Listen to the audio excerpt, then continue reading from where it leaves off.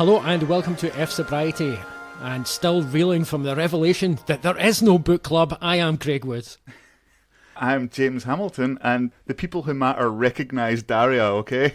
I am Alan Todd, and hey Misty, you crazy fucking bitch. Guys, what are we here to do? We are here to discuss Showtime's amazing Yellowjackets. Yeah. Yellowjackets, as we say here in Yellowjackets. Scotland. Get ready for that, listeners, of us constantly saying Yellowjackets.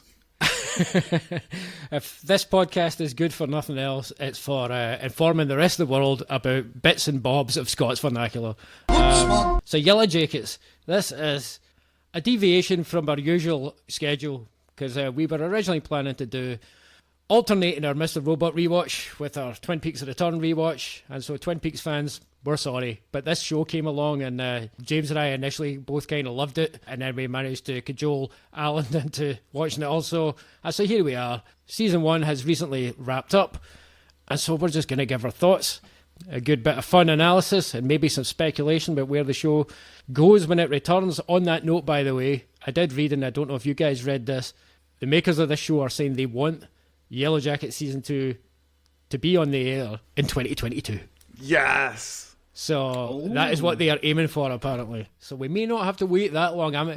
Realistically, it's going to be the end of the year if it does come out this year, but it seems to be that's what they're aiming for. So that'll be exactly a year, more or less, since the first one came out. But quite often the case is you have to wait over a year between shows these days.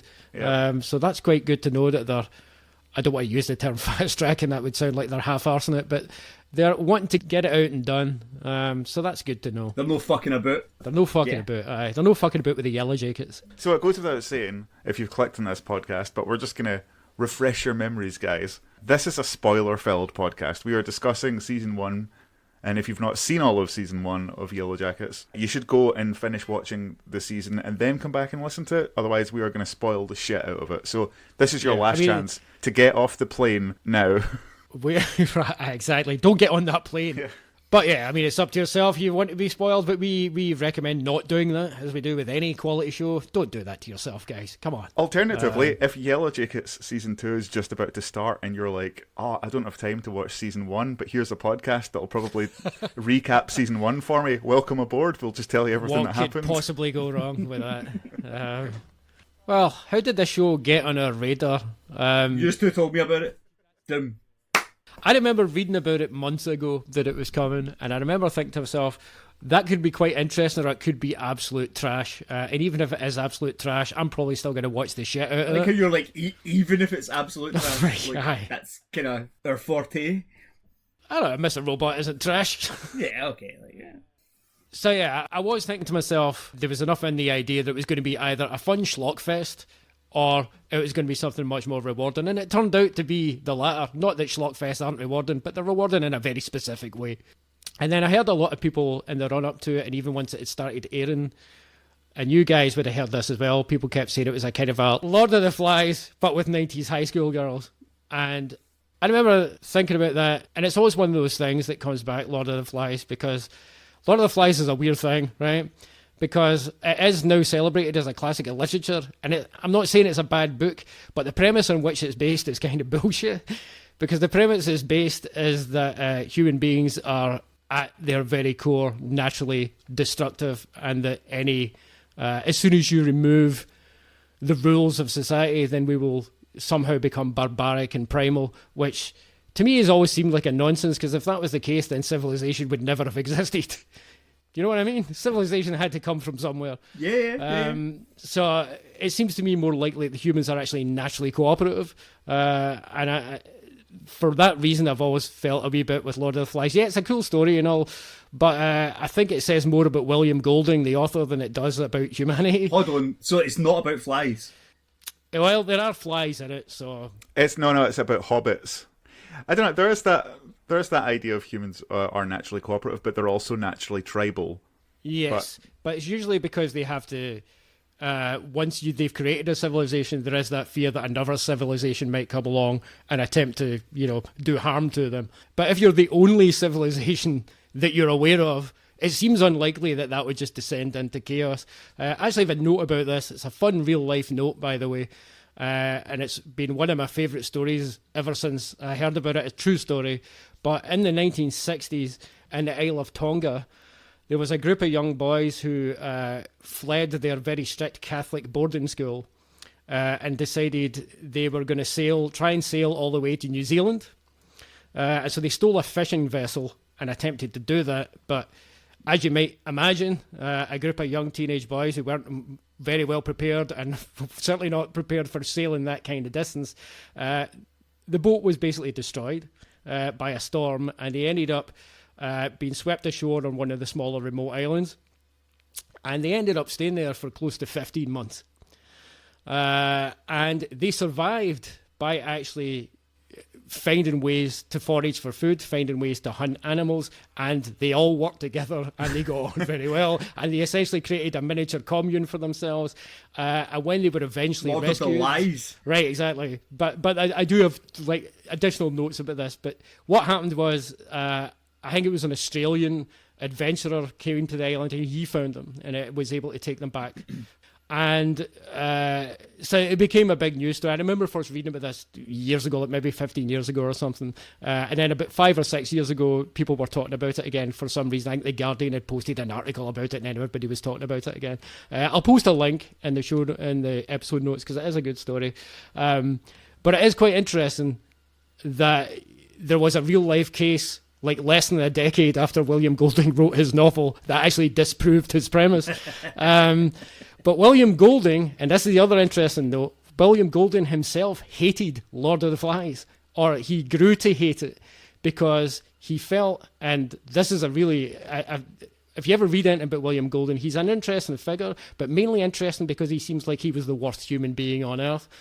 He was deeply abusive to his family. He also sexually assaulted a 15-year-old girl at one point in his life. But the curious thing is he was very honest about the fact that he saw himself as a monster. And he kept detailed journals where he was very honest about his life and his thoughts. And in that, he said a large part of the reason he wrote Lord of the Flies was because he wanted to try and convince the rest of the world, or indeed try and convince himself, that humanity was as base and as wicked as he felt himself to be. And he always thought it was kind of a travesty and a big joke that the book ended up becoming a classic that's taught in schools, because he looked at it as just an example of, well, this is me just coming up with essentially a bullshit premise, and everybody treats it like it's true. It was only true for me because it was what I wanted to believe, essentially. So there's that. But the other thing, and this is my last note on this, and I'll leave the links in the episode notes so people can look at them. But the other thing is that I think is interesting, why this is relevant to where Yellowjackets goes. There's also the class phenomenon and the socio-economic phenomenon, because in the case of the young boys in Tonga, they came from very different backgrounds from the kind of boys that William Golding was writing about. Because in William Golding's book, he's writing about very kind of upper middle class English lads. Boris Johnson and pals. Right, yeah. yes. Like the savage version of Billy Bunter and pals. And so, you know, you can sort of imagine maybe there is an element of truth in William Golding's vision, if you wanted to just run with that for a second, because it is quite clear that people raised in that environment, they are taught to believe that A shower of cunts. they're meant to be kings of the world. That's what they're destined to be, you know. And so in that respect, maybe it's different. Whereas the young lads in the Isle of Tonga in the 60s, they came from much more humble backgrounds, and they were actually trying to escape what they were seeing as, you know, the tyranny of their Catholic boarding school. So it's a very different phenomenon. I will just insert also, obviously, is Woodsy getting all communist already, trying to convince you all that actually humans can get on and create communes and it'll be fine? Yes, I am. Yeah. Yes, I'm getting the propaganda in early, guys. Have a propaganda at this propaganda. But why this is relevant to Yellowjackets is because I think what Yellowjackets does quite cleverly, and which I was not necessarily expecting it to do, is that it does incorporate elements of socioeconomic concerns without hammering the point. Because one of the things that is quite clear about each of these high school girls is they're all from quite different backgrounds. And so it is interesting seeing how that feeds into the chaos that ensues. Like, it's a much more complex phenomenon than William Golding just saying, you shove a bunch of young people in the wilderness, they'll kill each other. It's much more complicated than that. It's much more nuanced in that show, and I do appreciate that. Spoilers on Lord of the Rings, obviously. Lord of the Rings Special Edition. That's where Tolkien went wrong. My second favourite thing about the Tonga story, though, was that they were found by an Australian adventurer. That is the best job fucking ever, right? Like, what do you want to do? Your guidance counsellor? I want to be an adventurer. I don't know why you haven't done that. Get yourself doing that job centre and apply for all the adventurer jobs. You just don't get adventurers nowadays, do you? The adventurers these days, just not at the same calibre, not of the same I think metal. it's because there's a lack of ins. It's not what you know, it's who you rescue from a remote island. The most recent adventuring attempt I can think of in the news, and this is unrelated to Yellowjackets, but while we're talking about adventurers... Frank McAvenny trying to get the sunken treasure? No, was that missionary who went to that island in an attempt to bring the word of God to these... yes, aye. And was immediately killed. Received the reception he deserved. Maybe that's why there's not so many quote-unquote adventurers nowadays. Fuck off, colonizer. But yes. You know what? That guy must have been thinking one or two things is going to happen. I'm either going to spread the word of God, or I'm going to get fucking brutally murdered and become a martyr. It's a win-win. Well, he decided it was worth the gamble, which, alright, fair play, hats off, I guess. What do you need to be an adventurer? Very little common sense and brass balls. Like, that's clearly the criteria. You want at least a 14 constitution, or else... First of all, gay. Second of all, stupid. Anyway... James, how did you come across Yellowjackets? How did it get on your radar? It came across my radar through my better half, Sarah. She'd been talking about it with our mutual friend Sylvie. Apparently, she was watching it in the States and kept telling Sarah that we should watch it, or... I think her exact words were that James would love That's it. interesting. And yet you've still not watched Better Call Saul, which I know Sylvie is always also a massive fan of. But here's the thing, she said James would love it because it's set in the 90s. Of course, right, aye. Back in the 90s. But Sarah, bless her heart, week after week she would say, we should get a new episode of Yellowjackets. And from Sky Atlantic, right? And she's like, we should watch it. It's, Sylvie thinks she'll like it. It's set in the 90s. And I'm like, what's it about? And she didn't really say. And I was like, I thought it was like a Friday Night Lights thing or something. I didn't look it up at all. Or a show about Hank Pym. And I was like, do you know what? I'm not gonna. I'll not really bother. And it wasn't until about 5 episodes had been on that I was just like, I wonder what this show is actually about. Why does someone think that this is the sort of show that I would enjoy? So I just looked up the synopsis and was like, we're watching this immediately. What the fuck? I saw girls' high school soccer team, cannibalism, supernatural shenanigans, and I was like, I'm in. And then I looked, I was like, fucking Juliette Lewis and Christina Ricci are in this. We are watching this immediately, and I was hooked. I didn't know Juliette Lewis was in it until she appeared, and I was like, oh, fucking Yass! Like, so excited. I am that guy that had that reaction to Melanie Linsky, because I love Melanie Linsky ever since I saw Heavenly Creatures back in the 90s. Back in the 90s. Yeah, no, she TLDR. is great. Back when I was at 17, 18, I first saw that movie at the cinema. I came out with a massive crush on both Kate Winslet and Melanie Linsky at that time. Clearly, what Woodsy liked at the age of 17 was murdery girls. Girls who might kill me. So, anyway, and then anytime I see Melanie Linsky pop up in anything, I'm like, God, she is fucking great. Why is she not a superstar? She's one of the best actors I've ever seen. She's fantastic. Yeah. But I remember immediately messaging you, Craig, and being like, have you heard of this Yellowjackets show? You should get in about it. And I think I described it as Christopher Pike's Lord of the Flies. Which is a better description than most of what other people are saying. Yeah, and that was me hooked week to week. I saw an article that talks about how Yellowjackets is fighting back against the Netflix method of putting TV shows out, where it's like Yellowjackets might be single-handedly bringing back the idea of, no, you should put out shows week to week. Right, and there's definitely a case to be made for that. I mean, and let's be real about it, I don't know that the advent of binge watching is something that's particularly healthy. I think it has sort of sucked the fun out of TV watching in a lot of ways. We all do it. I'll happily do it you give me the opportunity to binge a thing, I'll fucking binge that. I'm never going to be somebody. I know there are people who refuse to binge, like even when they're watching a show on Netflix, they'll watch one episode at a time and space it out by a week or a few days. I can't do that, man. I don't have that sort of willpower. You put it in my plate, I'm eating it. I've got a pal who does that. Like, we'll sit and like, we'll maybe like, oh, have you seen this now? And he sticks it on one episode and he's like, do I watch something else now? And I'm like, but okay. But I think there is the delayed gratification of week to week is definitely, when it comes along, it is way more satisfying, and also obviously it's way more frustrating. But you've obviously got that like kind of, what the fuck do you think is going to happen? Right, exactly. Where is the show going? The other thing as well is, and I think we were talking about this as well when we were talking about Twin Peaks: Return. I guess even when we were talking about Mr. Robot as well, it was also a weekly show. And Doom Patrol, actually, all right, indeed, all of that's right. Our holy trinity of shows are all weekly shows, but we've got the whole week for it to linger in our minds and for us to go back and consider things. And when it's left to linger in your mind that way, you end up uncovering whole new ideas and whole new ways of looking at the show before the next installment comes along, which makes it way richer and way more exciting. Yep. It's got that, what's it they used to call it back in the day, was water cooler TV, which right, I guess... certainly nobody's around a water cooler now. That industry must be fucked these days, but... Let's all get around the COVID spreader. Trying to drink your wee paper cup of water through your mask. A wee cup of AstraZeneca. Basically waterboarding yourself. Like AquaZeneca. Yeah. I guess Twitter's the new water cooler, right? Everyone's on Twitter. Everyone's all about it for like 1 to maybe 3 days, and then a couple of days later the show comes back on, everyone's back on about it. You don't get that with binging. You get like a week of people talking about a show that's all on at once, and then it disappears. And someone getting really upset because they've not watched any of it yet, and some fuckers watched every episode. They all fucking came out yesterday. That is a problem.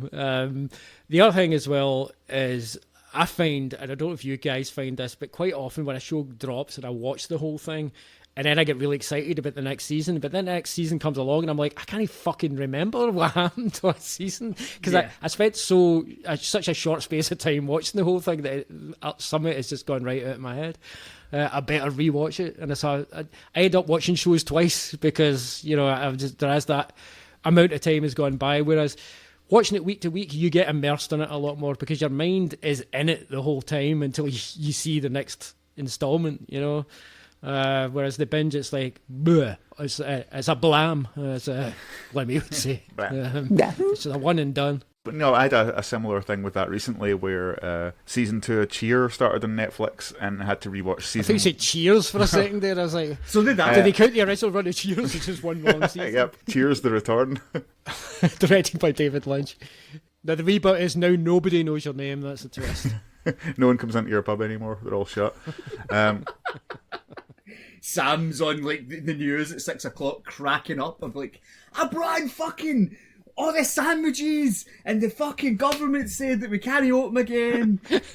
Oh, you know what? Sam's actually the kind of guy that would do that. Sam is that guy that runs Weatherspoons. Yes. That's where he is in the present day. Cheers is now a chain. But yes, so I had to rewatch Cheer. That's Cheer singular that I had to rewatch season 1 of it before season 2 started. You're getting only one cheer. It's all you deserve. Season 2 of Cheer. Cheer is an ironic name for season 2 because it is so fucking dark. But we're not here to talk about Cheer. We're not here to talk about Cheers. We're here to talk about Yellowjackets. Focus, guys. The other thing that I noticed about this show very early on, which is another reason why I put it on my list, that I was definitely going to get around to watching it eventually, is I noticed that among the producers, and indeed was also the director of the pilot episode, was Karen Kusama. And Karen Kusama is a really interesting filmmaker. She's probably best known for 2 films in particular. First of all, Girl Fight, which I believe was also Michelle Rodriguez's first movie 20-odd years ago. And, of course, Jennifer's Body, which became a massive cult hit. Yep, one of my all-time favourite movies. It's really good. I only saw it for the first time, like, last year or something. Like, Oh, it's so good. But she's a great filmmaker, and I'm always interested in what she does. One of the best things she did, actually, just a few years ago, she made a really low-budget horror movie called The Invitation. I'm trying to think, is there anybody even famous in that movie? I've not seen it, but it's on the list now for sure. It's a cult horror movie, as in not a movie with a cult audience, but a horror movie about a cult. Yeah. And it revolves around this family kind of get together. Like everyone gets invited to dinner at this couple's house, and they gradually reveal that they're members of this cult, and that they're gradually trying to indoctrinate everybody else into the cult. That's basically the premise, but where it goes is wild, and it's such a well-directed movie. It just looks and feels amazing, and has one of the most genuinely chilling endings of any movie I've ever seen. So yeah, she still got the goods, and so I heard she did the pilot episode of this. I was like, ooh, that's interesting, because I think we mentioned this as well way back, James, when we were talking about the first season, the first episode of Mr. Robot, because we were talking about the ways in which it wasn't Sam Esmail that directed that first episode. Yeah. But it does so much to It lays out establish the look and feel and the style of that show. And that's kind of the important thing that a pilot episode does. So I was like, well, if Karen Kusama's going to decide the tone of this show, it's definitely going to be worth watching. Oh man, does that mean that Megan Fox is going to pop up at some point? Because that would be fucking great. And Michelle Rodriguez. Yeah.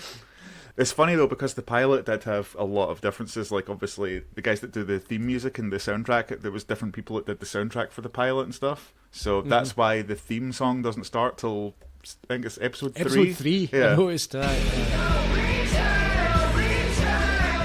I didn't realise that it didn't start the kind of first couple of episodes, but I did notice that I started to love it like a few episodes in, so that'll be why. It was Theodore Shapiro did the music for the pilot episode, but it's Craig Wedren and Anna Waronker who do I'll the be rest the of it. naysayer in this. I'm not a fan of the opening title sequence. This is on the list of opening title sequences that I will always skip. Oh. I don't like it. It's up there with Orange is the New Black. I love the tune. I'm a big fan. Well, of course you do. Same. Can we make this much more 90s? Yeah. I mean, fair play for aping what the big sound was in the 90s, but then the cynical part of me says, have we ever really left the 90s? Well, this thing is, I can tell you for a fact that Craig Wedren and Anna Waronker, when they wrote the main theme song, their aim was, they said they were aiming to channel their off-kilter 90s roots into something that felt like it was written in the 90s, but could only have been written now, much like the show was. It's not just the song, though. I just don't even like the way the opening title sequence is edited. It seems like an opening sequence to a different show, honestly. Do you think it's like they got the opening titles from the film So Fucking What? Right, yeah. That show had me by the short hairs from the very opening scene where, like, you know, there's the kind of the hunt and you see the girl falling into the pit and stuff. And then cutting straight to sunny 1996 with Today by the Smashing Pumpkins playing, and I was just like, strap me in, guys. I'm in for the long haul here. That crossed my Same. mind as Yeah. soon as I was watching it. I was like, James would be wetting his pants at this bit, I'm sure. I was in at that point, but it was the bit in the changing room where they were singing "Shoot." Here I go. Here I Right, go. right. Here I Yep. go. The bit you mentioned, James, like I fucking hate the Smashing Pumpkins, but I do remember thinking this is actually a great way to start this show. That actually makes total sense.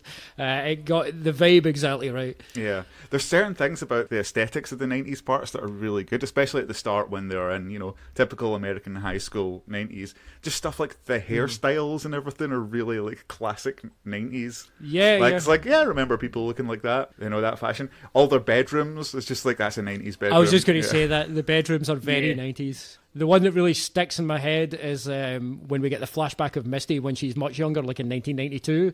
When you see her bedroom, it's like, fucking hell, that is a hell of an early 90s bedroom. That is some good set design. Yeah, it really is. It's so mad that the 90s are a period now. We've talked about this, I but know, it's I a know. period piece. What the fuck? Yeah, it's crazy, man. So I don't know how you want to approach talking about this in general. If you want to go by character, or if you just want to go by what the things you love about it. If you want to go by big moments, if you want to go by songs, like, you know, the award for best use of the song "Kiss from a Rose" goes to Yellowjackets.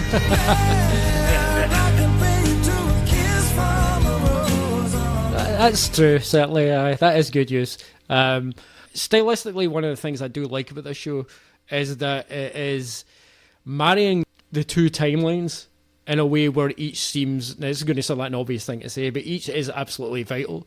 But obviously the whole premise of the show is hinged on what we don't know about what happened in 1996. And it's interesting how they've chosen... Now, obviously they can't tell us the story about 2021 without telling us some things, right? So we know that the four main characters in 2021, okay, so they survived. We know somehow they got out. Everybody else is kind of up for grabs until the finale, where it seems that we learn that Lottie is also alive. Which I say, yay, because Lottie's fucking amazing. Yep. I've got the same vibe from Lottie as I got from young Kate Winslet and young Melanie Linsky back in Heavenly Creatures. But more on that later. There are times, see, that it's so immersive that when you're in each of those timelines, you momentarily forget about the other timeline.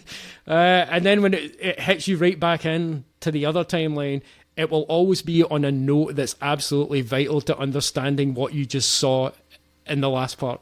And to continue doing that scene by scene, episode by episode, that's going to take a hell of a lot of work, man. That writer's room must be intense. Just by, like, imagine how that looks up on the board. It must be complicated.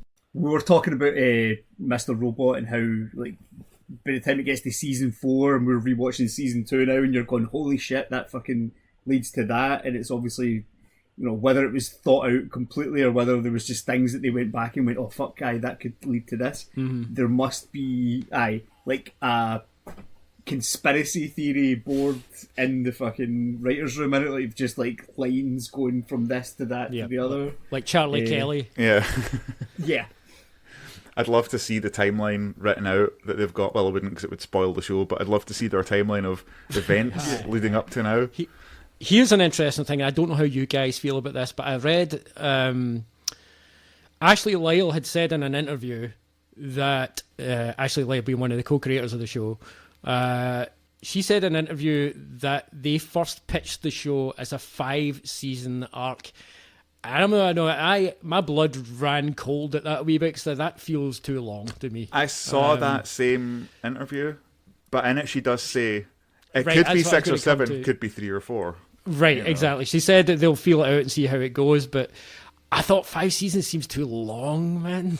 As this seems like a 3-season show to me, maybe 4, but 5 seems too long to me. But the thing is, though, I think I felt that before I'd seen the last 2 episodes of the season, and while I still have misgivings about it being as long as 5 seasons, I will say this about this show: it is a show in which, quite often in the first season of a show, the show is telling you what it is.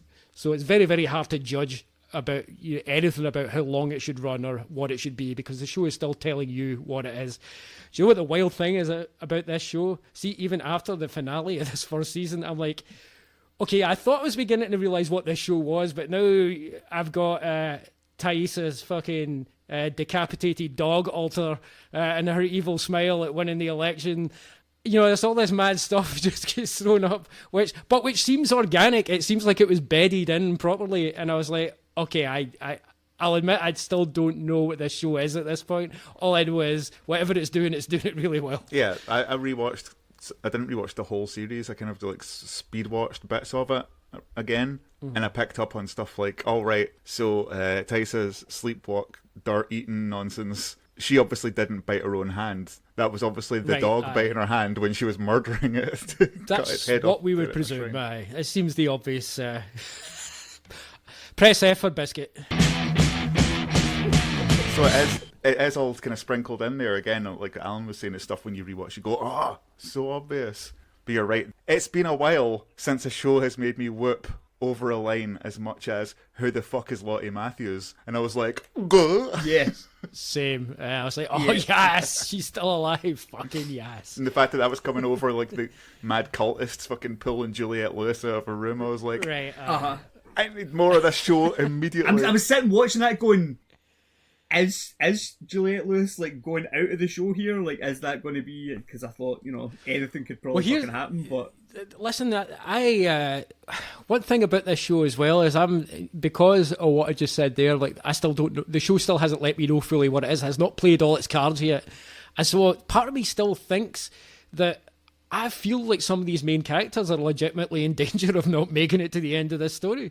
I can legitimately believe that Nat might die. And when she had the rifle to her chin, I was like, is she actually going to do this? Because that would be wild that Juliette Lewis turns up for this one season of this show and blows her own head off at the end. That is going to be fucking dark. But The okay, only one I'm going to say isn't going to die is Misty, just because she's too fucking nuts. Oh, I don't know, I man. think she's going to be I the don't first to know. go. I think she might. Really? I don't know. Towards the end of the show, I imagine she. But I legitimately feel that each of these characters is actually endangered, which it's been a long time since I felt that way about the protagonists of a show. Like, usually I'm pretty confident. All right, they're not going to kill such and such, obviously. So, you know. Sean Bean. Yeah. like that fake out in the first episode of season 4 of Mr. Robot, even though admittedly there was that moment, I was like, are they going to kill Rami Malek? And then for the rest of the season it would be his disembodied ghost voice. Is that what's going to happen? Hello, friend. From beyond the grave. But yeah, I just want to take a moment here to while we're talking about Juliette Lewis and her potential exit from the show. Man, I had the biggest crush on Juliette Lewis in the 90s, obviously, right? Yeah. That surprises nobody. And oh my god, that crush has gone nowhere, because every second she is on screen, I am absolutely howling, because everything she does is amazing. Every kind of little movement and every line is just so good. You know what's weird? Because I'm the polar opposite of the spectrum. I've never particularly liked Juliette Lewis, and I still don't particularly like her. She's fine in this show, but I think what I love that character. I think Nat's a great character, but the writing of the show is so strong that it almost doesn't matter who plays her. And Juliette Lewis is fine, but yeah, she's never been a favourite of mine. I never got on that train. I find her exhausting to watch sometimes. she's an actor who makes acting look really difficult sometimes. Fair point. Like, I just feel like she's putting so much effort in for things that I think that didn't require that much effort. Juliette, what are you doing? Just relax. Weirdly, I kind of fell off the Juliette Lewis train when she done that whole Juliette Lewis and the Jicks thing, or whatever the fuck. The Licks, not the Jicks, that's Steve Malcolm's band. Yeah. When she went all indie rock, I was like, I'm actually surprised you didn't enjoy that. That seems like it wasn't really my vibe, you know? bit too I don't know, didn't hate it. punky or Well, have you ever seen the movie Strange Days? yes. Right. Yes. I knew you were going to say this. So you know how in Strange Days she does 2 covers of like Oh, really you early... wanted her to do that. I wanted her to have She a does career PJ doing Harvey PJ covers. Harvey covers, basically, Right, okay. yeah. But only early PJ Harvey, and that's what I wanted out of Juliette okay. Lewis's music career. I get you. Very specific. It's very specific. I'm going to get pelters for this from, I guess, any PJ Harvey fans that are listening, but I fully believe her version of Hardly Wait is better than PJ Harvey's. Just saying. Oh God. If they weren't angry before, they are now. I fucking loved that movie, man. That was great. I'd quite enjoyed that movie. Yeah. As a badass Angela Bassett in it, and that's always a good thing Yep. in my book. Yeah. Doing the Fatboy Slim vocals. This is your life! Right here, right now! Tom Sizemore with one of the 90s best dodgy wigs. But yeah, so that was where I fell off. But I'm back on the Juliette Lewis train. Yeah, I mean, she's fine. This will be the first thing, honestly, though, that I've watched her in where I'm not thinking, Christ, I wish they'd cast somebody else. Like, the writing is good enough that I'm like, it's fine. She's doing okay. It's fine. Yeah, it's fine. Well done, Juliette. Young Nat is fucking amazing. Oh. She's really good. Sophie Sophie Thatcher. Sophie Thatcher, her name is, which is a unfortunate surname. I mean, you would change that. Yeah. wouldn't you? Yeah. That's like being called Sophie Goebbels. Come on, Sophie. Sort it out. Sally Hitler. I know a boy whose surname is Thatcher, and it's just like you couldn't meet a more fucking lefty guy other than Craig. And would it's change just your name. unfortunate. Yeah, Only thing is, you can't drink milk about him. Nice.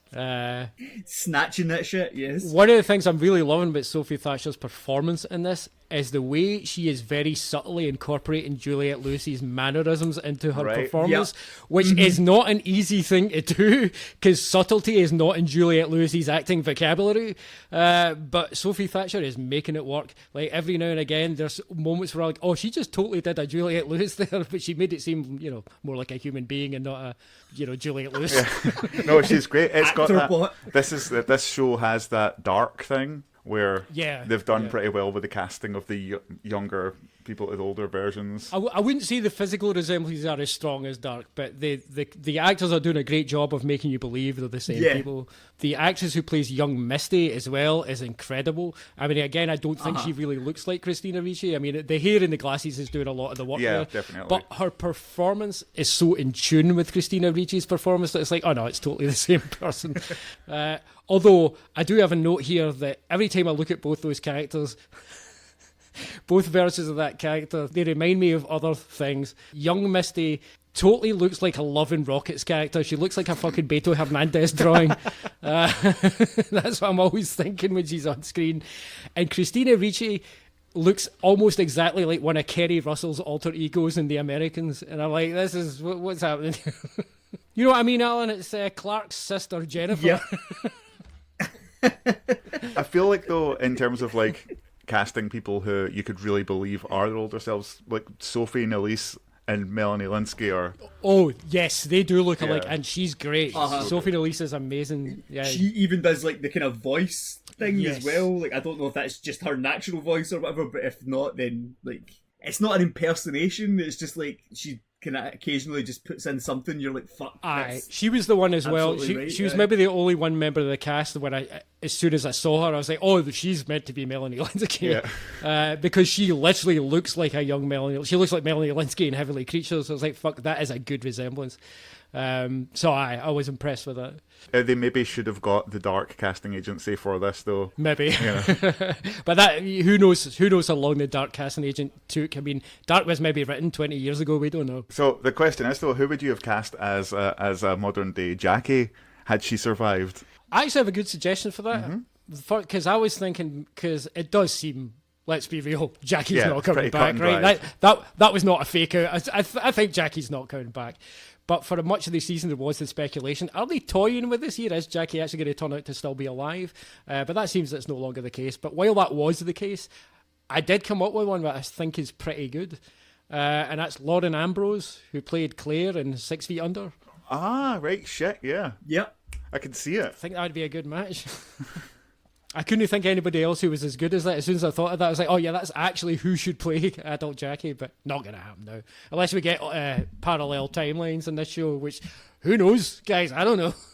The good news is, like, you could cast anybody as Van, because they're going to have, like, bandages all over them, like... Actually, Lauren Ambrose could play Van.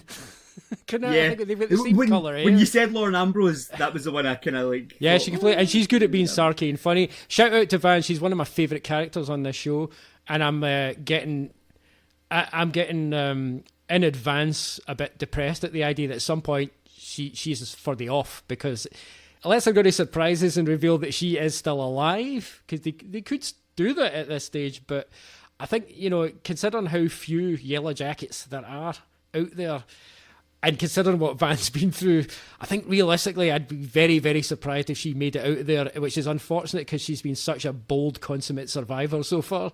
But she has the best patter out of all the original Yellowjackets. Every line out of her mouth is solid fucking gold. And again, that actress is doing such a great job. Do you ever see Santa Clarita Diet? No, but I know they were in it. Is that actor non-binary? Yes. I beg your pardon. I retract my... Oh no, I didn't even hear you say she, but no, Liv Hewson is non-binary, so... well, they are doing a great job. I actually did research for this episode for once. I thought, rather than just come up with stupid jokes, I'd actually research stuff. Who are you and what have you done with James? That'll never catch on. That's what Craig's for. James has always been school.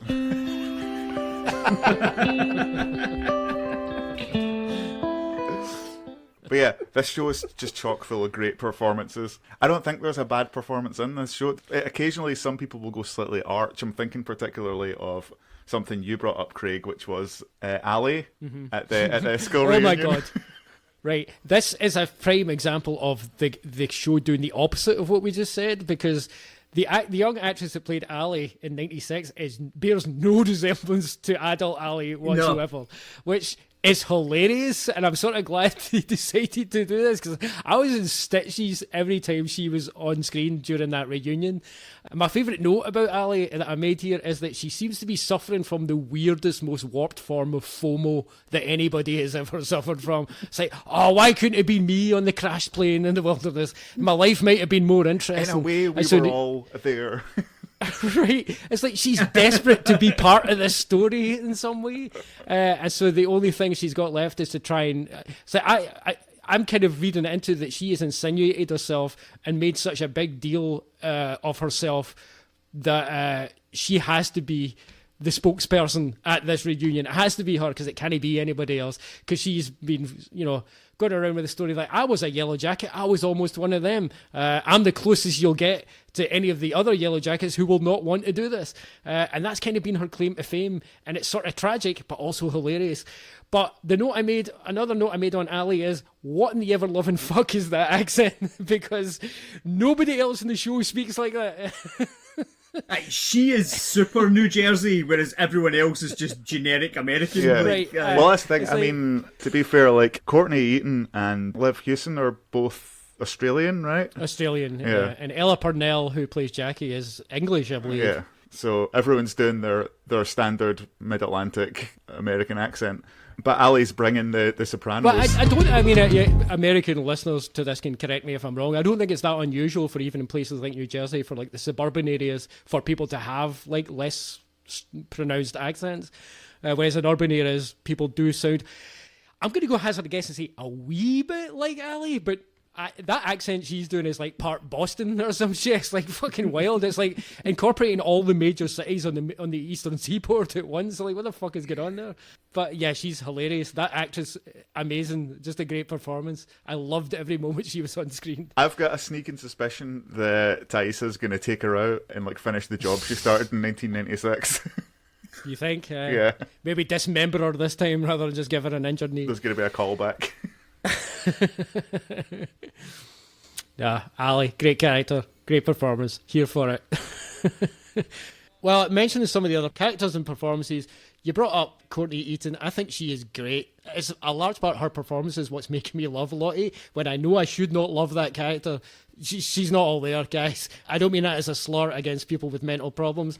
We know that Lottie has, she's taken meds for schizophrenia.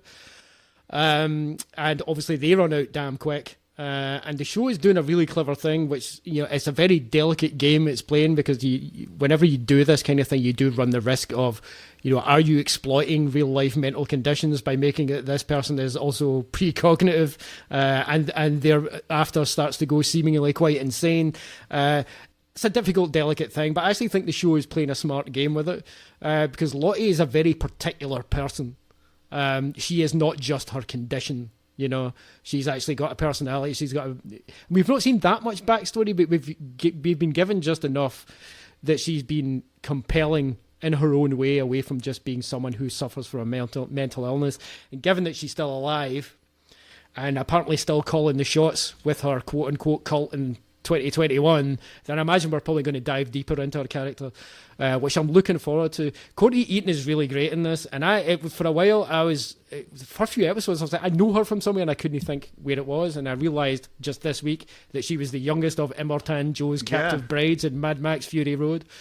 I was today years old when I found this out. So one of the things I love about the way they've played that character is that she seems genuinely, first of all, perturbed about her own apparent abilities, and the way she looks to Laura Lee at first for guidance and kind of solace, because Laura Lee being the textbook source of light there. Laura Lee also being, let's be honest, a lot of the characters in this setup are mentally or emotional a bit unusual. And Laura Lee's a bit of an archetype, but she was a well-drawn archetype. And shout out to Jane Widdop, the actress who played that role, because she was so fucking believable. Laura Lee was written to die in the first episode, and That's they interesting. loved her performance so much they were like, we need to keep her in this for longer. She does have to die, but we're not going to kill her till later. That kind of makes sense. gave her a fucking 'cause spectacular death as well, and good for her. yeah, she brought a lot to that short role she was in. Press F for Laura Lee and press F for Leonard.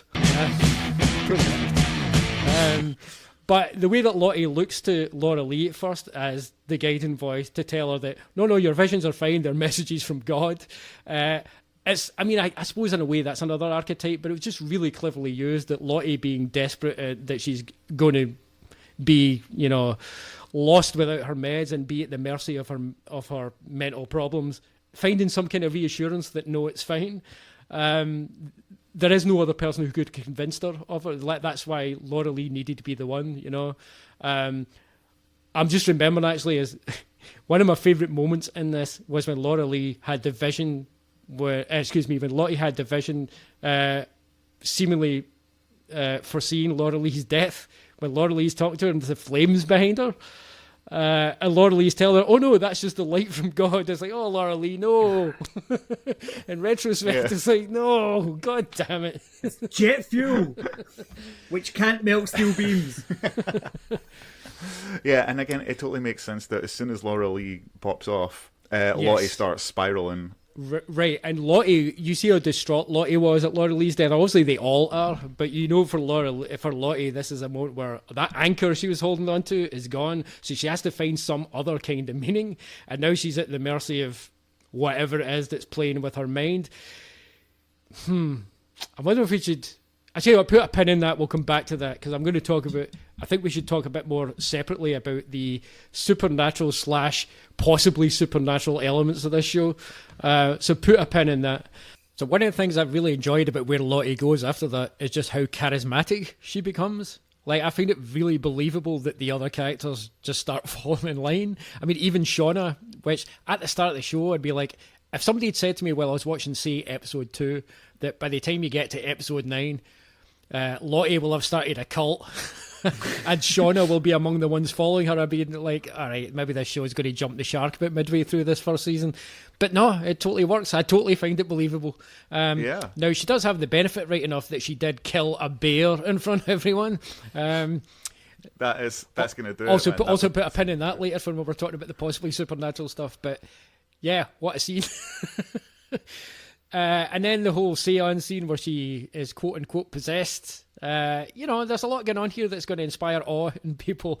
But over and above that kind of trickery, I just think that Lottie's been a well-written character. Like, I feel like with all the characters having a kind of meltdown and then Lottie having her own kind of meltdown post Laura Lee's death, the way that she comes out of that, just being very much sober about their survival. It seems like a weird thing to say about someone who is schizophrenic and apparently can see the future and has been possessed possibly by an undead person. But she's sort of one of the most sober and most kind of practical people in that group. That's a bizarre thing to say about somebody in that position, but that's where this show has left us. But let's talk about the other most practically helpful person in that group. Talk about Misty. Misty, who everyone is really happy to have there at first. Well, that's true. Yeah. Everyone who's good at stuff is also fucking mental. This is true. Yeah. Misty knows how to deal with a situation. Boy, does she! She sure takes charge. R.I.P. your leg, Ben. Also, R.I.P. Black Box, but yeah, right. Yes, that's an interesting character note. It kind of makes sense that their strength of character as well as that is what draws people to them, and the idea that Lottie is no longer in this, like. I mean, what's the name of the drug that she's not on? Loxapine, which is apparently based... I forget. It's not a real thing, but it's based on a real schizophrenia drug. I guess it blocks certain things and, certain character traits. And when she starts to come out of that drug haze and becomes more of, quote-unquote, herself, totally charismatic, and everyone's like, yeah, we'll fall. Also, she's super tall. Yes. Very beautiful. So, here's your cult leader right here. And that scar on her forehead really works. Not to downplay it, she did murder a bear. Like, can't be said enough. It can't be said enough. Also, yeah. Have we mentioned she killed a bear? Yeah. With a knife. Although I have a theory about that bear. I think that bear was actually Wyndham Earl in disguise. Hello, Wilbur! with Leo Johnson bringing up the rear. Leo Johnson was the bear's ass. Wyndham Earl was hiding out. He did not die. He actually escaped from the Black Lodge 25 years ago. And he's been hiding out. And no luck. He didn't factor in facing against Lottie. The Canadian Wilderness branch of Tam Shepherd's has some fucking off-the-chain animal costumes. Hello, Will Bear!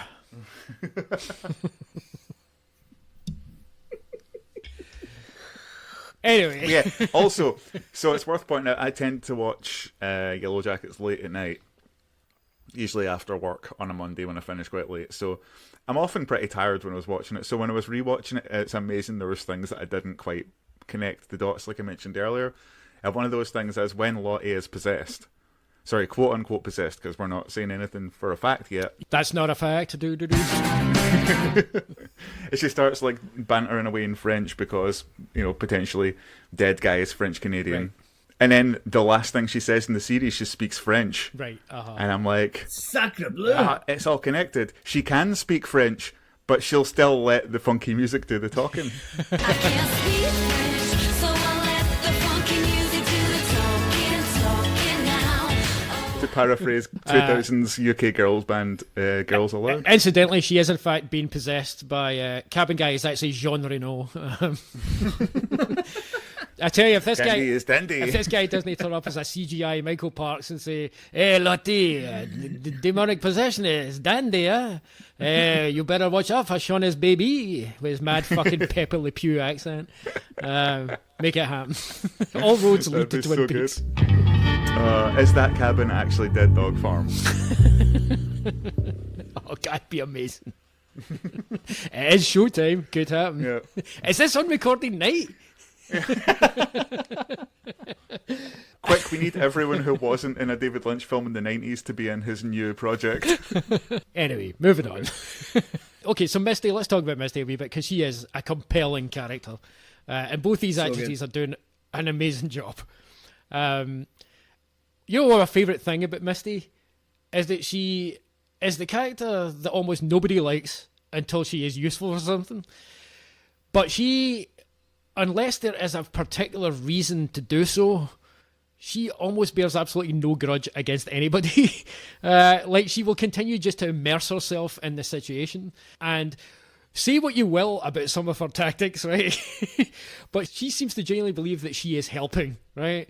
There's an angle here that it is also self-serving simultaneously.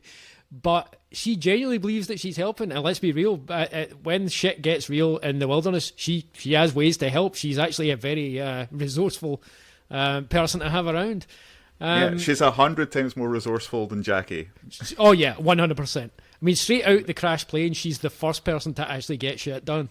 Hacking which legs is pretty off. impressive. Yeah. It just so happens that what needs done is hacking people's limbs off. It's so good how she just wanders away and then comes back with a fucking axe. Like, no fucking... I'll be back in a second, guys. Like, whoosh. There's a way in which having the twin timeline here does things with this character that we might not otherwise. Like, if we were seeing these timelines, let's say this was a different show, we were seeing these timelines separately, like one after the other, like in chronological order as complete stories, there'd be so much we wouldn't know about Misty in the wilderness, and we would just assume that she was in shock and that's why she does the things she does. But we know from adult Misty that she's not right in the head, right? Yeah. So she's definitely a very unusual person, right? She's got a very particular way of seeing the world. And she's a citizen detective, goddammit. I love that expression, it's so good.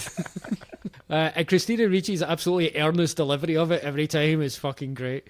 It's another area where they've got a character who does play up to tropes, because you got that kind of angel of death thing going on, the fact she works in a nursing home, but we know that she's definitely killed people. And it's like... This is a trope that belongs maybe on a show like American Horror Story, but they would make it absolutely grand guignol and ridiculous. Whereas, as much as Misty is quite larger than life, I completely believe her as a human being. I'm sure I've met somebody like Misty and just not realised it. 'Cause I've definitely met characters as eccentric as Misty. I kind of work with a guy a bit like Misty, so yeah. And you're right, she does always seem to be wanting to help, or at least be involved, even if her involvement is... I'm useful. I don't want to leave the woods. I'll destroy the black box. Mm-hmm. She's really helpful in like the snidest ways as well. Just everything she says can be taken as like a fucking real, not maybe an insult, but like almost like she's belittling people when she's talking to them. No, like. Yeah, there is that way she can combine a tone and a sentiment that are entirely incongruous from each other, and you're left to interpret which is which. Yeah, and she's also literally probably, I would say she's probably the most intelligent out of all the Yellowjackets. Like, she's the one who's stored the most knowledge in that brain. Like, I'd mentioned the flashback we had to her in the early 90s, where she's like quoting Plato to the people bullying her on the phone and all this stuff. It's like, this is a well-written character. This is good shit. It's amazing. I mean, the rest of the Yellowjackets are all, for all intents and purposes, jocks, or whatever the female version of jocks is, like Janes, maybe. You know, and she's not. She's, you know. Yeah. I don't even know what her role in the team is. I was just thinking, I'm not 100% sure either. Water boy. Pretty much, yeah. She's the water boy. Yeah. But the thing it kind of goes back to what I was saying earlier, though. Like, she doesn't quite fit into the rigid archetype you'd normally expect that character, because she's really passionate about the team. She really wants the team to win. Like, that first episode, you really see she's really passionate about it. It's My not team something needs me. Right, she genuinely believes that this is a good thing to do. This is a positive. The pep rally was super disturbing. The coach looking at her just like, what the fuck, man? Yes, Like, no. what the fuck are you doing? That pep rally, though, had total amazing 90s teen comedy stuff going on with, like, with the boys' team being brought out first and just like, well, these assholes, might as well give them some applause. That is a good running gag, yeah. Like, the male athletes in this town ain't fit for shit. Yeah, so. Jackie hanging out the car going, state nationals, motherfuckers, was so good. Like, yeah, it's good stuff. So, I mean, Misty. Let's finish up with Misty. Right. Misty's definitely dangerous to everybody. If you wrong Misty, she's going to fuck you up in the most horrendous way. We probably should mention the character that I keep in my mind calling Jessica Rabbit. Her name's actually Jessica Roberts. Who's that Thaisa apparently hires. Yeah, Thaisa's fixer. You're right, to check that nobody is blabbing about what happened in the wilderness, which, okay, Thaisa. But that actress who plays Jessica Roberts, also amazing. Everybody in this show is great, but that was such a very specific character that actress was doing such a great job of portraying. But that, when she's chained up in Misty's basement, there is a real sense that these two have met their match in each other. It was a really evenly matched intellectual standoff between the two characters, and I really appreciated that, which is what made the sucker punch at the end when it turns out that Misty has poisoned her. Yeah. I was like, no way. Because the way that was shot, the fact that Misty goes back into the bin to retrieve the cigarette she's thrown out, I was thinking that Jessica had done something in that moment behind Misty's back. That's what I was expecting. But it's like, oh no, we're just retrieving poisoned cigarettes. As soon as Misty was kind of like, well, okay then, I was like, oh fuck, man, she has tamper fears of these, like, no question, like. So when she started driving, I was like, yeah, this is not going to end well for her. I'm the fucking idiot here, Alan, because I did not see that. I thought Misty's fucking trusting nature has got shot her in the foot. Yeah, what the fuck she done? I'll hold my hand up, say even after everything we'd been through, I underestimated Misty in that moment. No, the whole time she was kind of talking about, oh, and who would play me? Or Meryl Streep? And I was like, yeah, she's totally fucking with this woman, man. Yeah, Christina Ricci is bringing a fucking incredible performance, man. Yeah, she's so amazing. It's so good to see her in something this great, because Christina Ricci has always been a great actress, but I think I can count on one hand the amount of things I've enjoyed seeing her in for the past 20 years. So it's, to have her in something as meaty and as satisfying as this is a real treat. Shall we talk about Thaisa? Because that one's complicated. We need to talk about Thaisa. We need to talk about teenage Thaisa, I think, protesting too much about her disbelief in the supernatural. Right, definitely. That definitely seems to be a thing. And, I mean, I guess we know it because we get the flashback to her young childhood with the death of her grandmother. And then seeing this eyeless guy. How are we all feeling about eyeless guy? I think I'm really looking forward to when eyeless guy in the future makes The Room.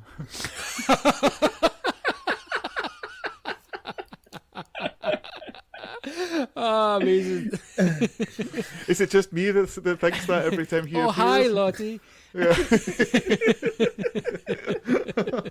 I do not have eyes. I do not. You're tearing me apart, Thaisa.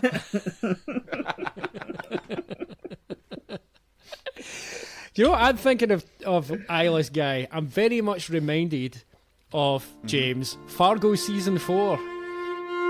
Mr. Snowman. Mr. Snowman, yeah. Yeah. Is it going to turn out to 2018? be something similar? Is there some kind of colonial curse following Thaisa's family around? I had a moment of thinking that as well. It does have big Mr. Snowman vibes. We should explain Like, for 'cause- listeners who have not watched Season 4 of Fargo, and I don't believe Alan has either. There is a character, there's a young black girl who's a main character in it, and her family is haunted by this figure, or has acquired this figure as part of their background, who's a sort of ghostly presence. And the idea is, we find out towards the end, that he is a slave master who is basically cursed this family because they have descended from escaped slaves.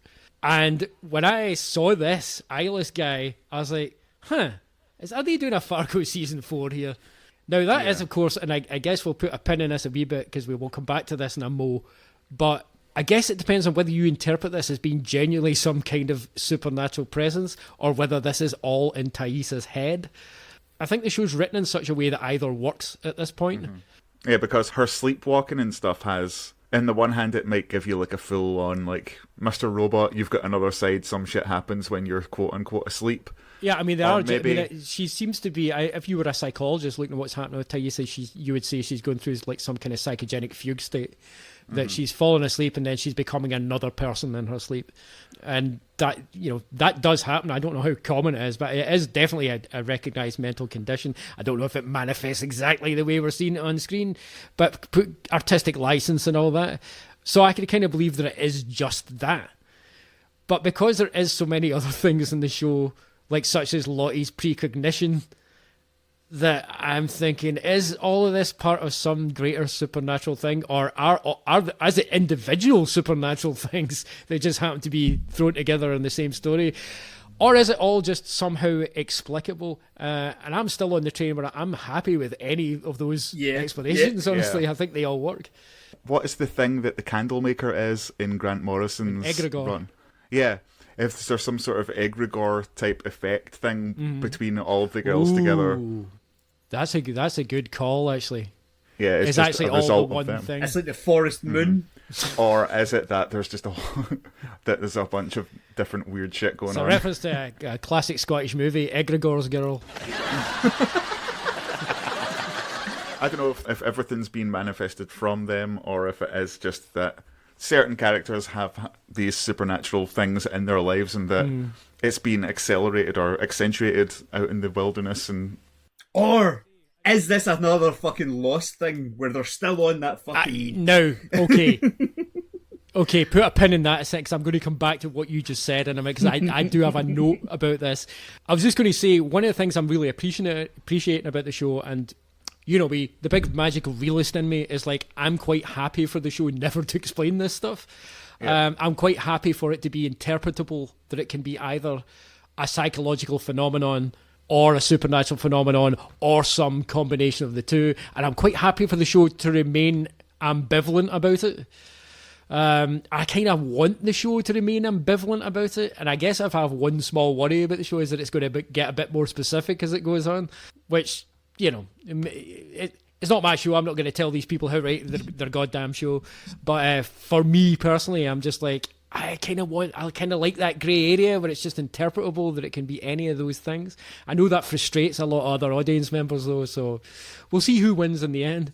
But on that note, Alan, Lost is a show, holy shit, they made such a mess of itself, man, by just trying to pile mysteries upon mysteries upon mysteries upon mysteries. And the problem with that show is that it wanted to revel in the mystery, which is the thing I was saying, I just saying that I really enjoy. But the thing about Lost was, it felt it had to keep amping up the mystery every single season, but also trying to come up with an explanation for the mystery every single season. It's like aliens. It became a headache, that show, and it became a sort of game of, hey, can you see how clever we're being? Did you see this coming? I don't want that from Yellowjackets. I don't want that from any show fucking ever. I hate that shit. It's part of the reason why Westworld has started to drive me nuts, man. Because the first season of that show, it's like, okay, you did a cool trick there, but you don't need to keep doing that every fucking season. M. Night Shyamalan, just fucking stop already. It's a robot theme park that makes you old. It's a robot theme park that makes you exhausted watching it. I never watched Lost past the first episode, actually, so... I've seen the first 4 episodes, like, 4 times. I watched more than I should have, and I spent most of that time hate watching it. I remember saying to myself, why am I still watching this? This is shit, man. Yeah, I missed out on that whole cultural phenomenon. But there are people who fucking love that show. That show still to this day has a massive cult following, people who love it, man. And so... You know, if the Yellowjackets decides it wants to do a Lost, there's going to be a big market for that. But off TV around that time, there were people that think that anything beyond season 1 of Heroes was still good, you know? Oh, fucking hell. That's a show that is so easily forgettable now. I forgot that show even happened. I've not seen more than season 1 of Heroes. I've seen a little bit of season 2. The first season is really kind of enjoyable. Yeah, and then yeah. it just was like, all right, guys, I think... I don't know if the idea you had was good enough to sustain all this bullshit you've just added to it, frankly. And then they brought it back 10 years after no one cared. I feel like the creators had a really good season planned, and then it did well, and the network was like, we need 4 more seasons, Right, and the writers were like, we don't have that, so... Blam. Remember that Turtles film where they went back in time? Well, we're going to do that. So, I don't think Yellowjackets is going to do anything that take a misstep of that sort of proportion, but if it decides to do a Lost in the sense that it decides it wants to be more of that kind of show, Save the goalkeeper, save the show. And saying that though, I mean, going back to the idea that they had a 5-season arc planned, presumably that means they had their entire storyline planned. Yeah. And that they're just now feeling out how many seasons it should actually be. So, and we know that can be incredibly successful. Right, see the aforementioned Mr. Robot, where it's probably the best, most successful example of that in our humble opinions. Yes. I'm on the train with you where I kind of hope not everything gets explained, because we're all David Lynch fans here. We know nothing. Not everything needs to be spelled out. I don't expect them to explain nothing in the way that David Lynch does. Okay. But I expect that they will explain some things. But I want there to be enough room for me to still interpret that maybe it's not all supernatural, or maybe it is, or maybe it's not all psychological, or maybe it is, or maybe it's some combination of... I want there to be room in my head to play around with it. And if they make it too specific, that might kind of spoil things for me a wee bit. What I'd like to know, though, is if the shrine that Tyson made is related to Mr. No Eyes, or if it's related to Lottie's cult. Right. Yeah. Lottie's cult, by the way, I have seen people online refer to it as the Church of Lottie Day Saints, which is pretty funny. I read an interview, I think it might have been the same interview you were referring to earlier, but where the show creators refer to Lottie's cult specifically as a well-intentioned wellness group. Apparently Ashley Lyle and Bart Nicholson watched a bunch of documentaries about cults, and they were always taken aback by how cults at first seem like the nicest things, and oh no, fuck, this is horrible. And they're like, that's Lottie's cult. Yeah, no, that makes sense. I mean, that is how all these things start. Obviously, this one particularly is starting in some very extreme circumstances, but essentially that is the root of all cults. Is like you take a bunch of traumatized people, because first of all, they're the most vulnerable people, and quite often the people who form these things usually have some kind of trauma themselves that they then want to try and project the idea of their own healing onto other people. And there's a very real sense that you can see that maybe Lottie is doing that. Where the show does get really layered, or one of the ways in which it gets really layered, is the more we learn about each of these characters, the more we realise that they all did have some kind of trauma prior to being involved in this shit show in the wilderness. That's one of the ways, sometimes one of the ways in which a show or any fictional text sometimes falls down when it's dealing with things like this, is they don't flesh out enough the idea of the characters actually having had full lives before the cataclysm occurs, which is sometimes where things get a bit flimsy when the writing is a bit shoddy. I mean, to Lost's credit, it did go out of its way to try and flesh out the backgrounds of the characters, but unfortunately it then started to... Christ, well, I won't get into it, but if you really want to get into it, go watch Lost, but don't. It's not worth it. More like Lost loads of hours of your life. Lost interest long before I stopped watching.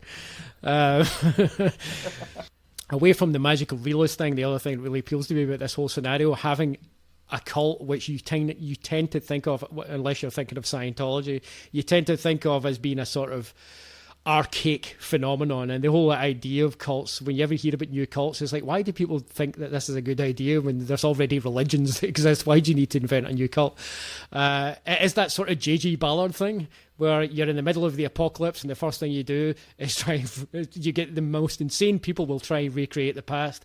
Whereas in Ballard's world, the people who are sane in the ordinary world will be the ones who seem insane because they kind of go and try and embrace the destruction. And I'm kind of curious if this show is going to do something like that. Because the one thing I was thinking is there's a way you could do both. Like, I could see Lottie actually ended up being a kind of harbinger of the apocalypse. Like, after they get out of the wilderness. Because here's a question I had. I was going to mention this later, but I'll tie it into this because it does tie in. I was going to pose the question: now that Lottie's back in the real world, does she feel at home in the real world? Is that a place she wants to be, or does she want to return to the wilderness? I mean, that's something that we could speculate on. But the thing that made me start thinking about it was, if Lottie found herself with this power that she has in the wilderness, would she be willing to relinquish that by going back to civilization? Or is there some way in which she continues her mission within civilization? And when I was thinking about the Ballardian thing of it all, I was like, is she starting some kind of 21st century death cult that's, I've read the Atrocity exhibition too many times, but I can imagine Lottie establishing a church where all the walls are painted in murals of like air crashes. And, you know what I mean? Lottie is the one who coined the phrase "doom coming." You know, she did, which is great. That's a great episode title, and yeah, that was so cool. Doom coming. Yeah, I wonder if the other survivors know that she's still alive, or if she stayed in the woods. That's another question I have, because when that character, by the way, who's fucking amazing, who's Juliette Lewis's old sponsor. Yeah. that's a great example of great writing, by the way, great characterization. A character who only turns up for like an episode and a bit, and is very, very specific. Like, you feel you know that character inside out. Just Garglax, a couple of scenes. or whatever his name was, like, yeah. Right, with the fucking cookies on the table that she takes out her purse when they're in the cafe, shit like that. Wee details like that.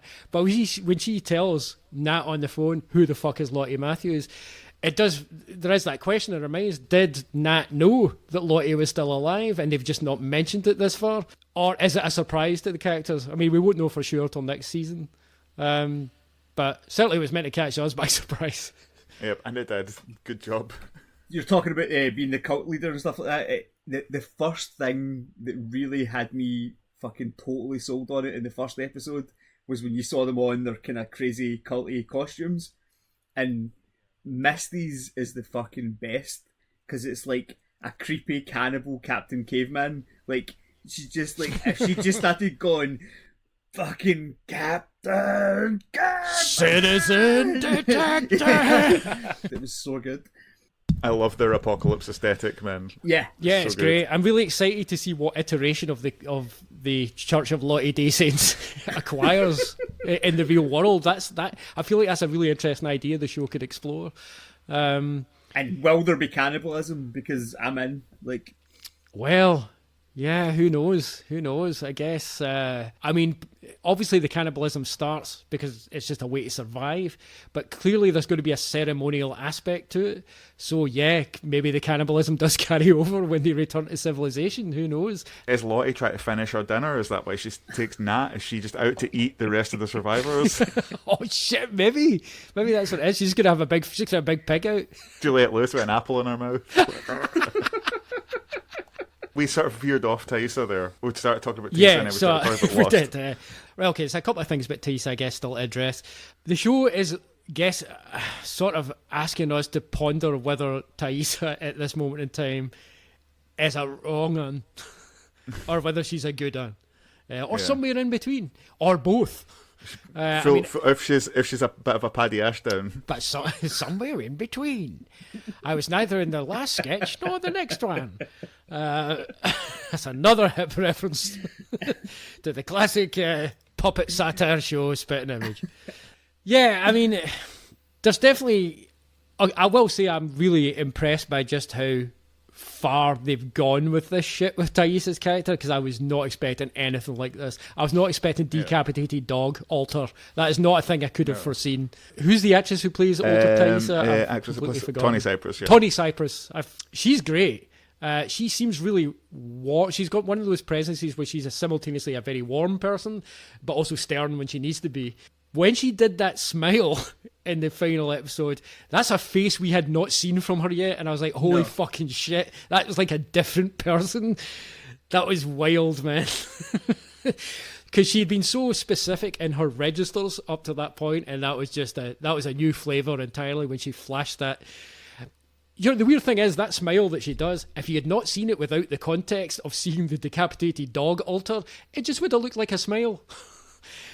But because it was so different from any expression she used, and in the context of what we just saw, it's like, okay, what the fuck? There's a line she says earlier in the show, which was going to be my intro, which is, I'll perfectly calibrate my tongue as I tell you to go fuck yourself. Oh, that's a great line, yeah. And that's a great scene, telling that woman to go fuck herself. I enjoyed all of that shit, and the show did a great job of getting us on board with Thaisa there. It's like, oh no, Thaisa seems like she's fighting the good fight. I mean, regardless of what I might feel about the American political system. The actress who plays young Thaisa, Yasmin Savoy Brown, when she's not waking up trees and freaking out, like, she's got that proper, like, the same kind of thing of Thaisa, but it's a slightly warmer version of her. Like, I almost feel like adult Thaisa has definitely lost stuff, like, for... Yeah, she's repressed a lot, it seems like. And it's going to be an interesting journey to see her become the Tawny Cypress version of Thaisa. Aye. She's going through some hard shit, that girl. I guess we can't really talk about young Thaisa without also talking about Van. Let's take a moment to stan Van. Let's all stan Van, because I think of the young Yellowjackets, she's the most entertaining one. Yeah. She's definitely got all the best lines. I think that actor must be really thankful that the writers have seen fit to shove all the funniest lines in their mouth, because that is fucking great. I was fully convinced Van was a goner in episode 2, as I imagine we all were. It's like, okay, this is going to be a harrowing thing that these characters are going to have to remember they left their friend to die. But then Van suddenly reappears. It's like, oh, look, I got out. And she's just immediately sarky. And I'm like, okay, this character is amazing. And then when she has that great line. Says, oh, wow, you're on fire. Oh, no, wait, that was supposed to be me.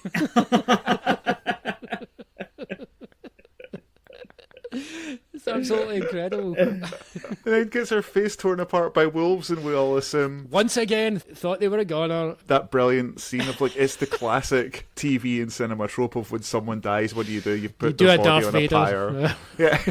She fucking wakes up. Van wakes up and says, fire? Seriously? I was screaming, man. Absolutely screaming. Oh, it's so great. And then she's now walking about with her stitched up wolf attacked face, and fucking amazing character. The scene with the wolves attacking them was fucking terrifying. No, like, that was it really was. No, it was. Me. And I actually really enjoyed the way they put that together, because it's a tough thing to do when you take something such an archetype of humans are afraid of wild animals, you know, which has been an archetype in all human civilizations since we learned to communicate with each other. The delicious thing about that was there was a line from Thaisa earlier in that episode. She says, "But they hear them howling." She says, "Don't worry, wolves are afraid of humans." And then you get to that scene, I was like, okay, Thaisa, maybe you need to rethink this. I hope you research some of your political outlooks when you're going to get yourself up for election. It's going to bite you in the ass. The way that scene was framed, though, where you don't see the initial attack, it's just from her point of view. Yeah, that made it all the more tree terrifying. Yeah.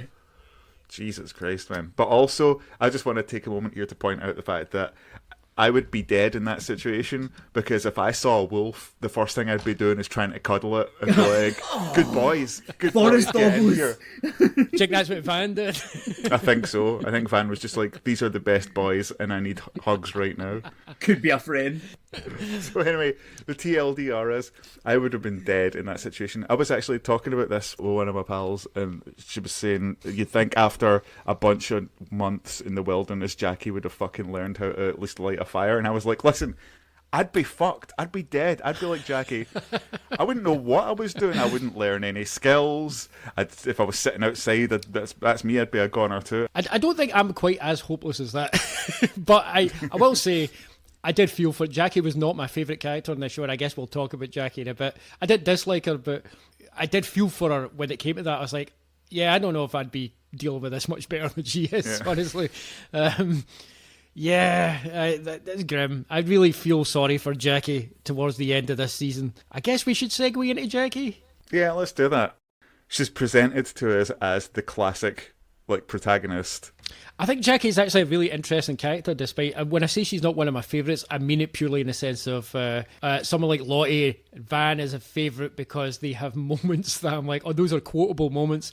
Those are enjoyable for other reasons. But Jackie doesn't really have those kind of moments. Most of her main moments are very dramatic, and they usually involve Shauna, who obviously we'll come to next. She doesn't really get to have as much fun as everybody else, I guess. Particularly during Doomcoming. Right, aye. Yeah, look, put it this way, the first time we see Jackie, she's receiving some... robust stimulation. I don't think it's the best fingering I've ever seen from young Jeff. I'm looking at that thinking, all right, Jeff, maybe you think you need to refine your technique, son, because that's going nowhere. Shout out to Ella Purnell for giving the best telegraph fake orgasm I've seen in a long time, because I was like, I totally feel you there, Hen. When she's like, maybe slow down a little bit. No, it's okay. I want you to.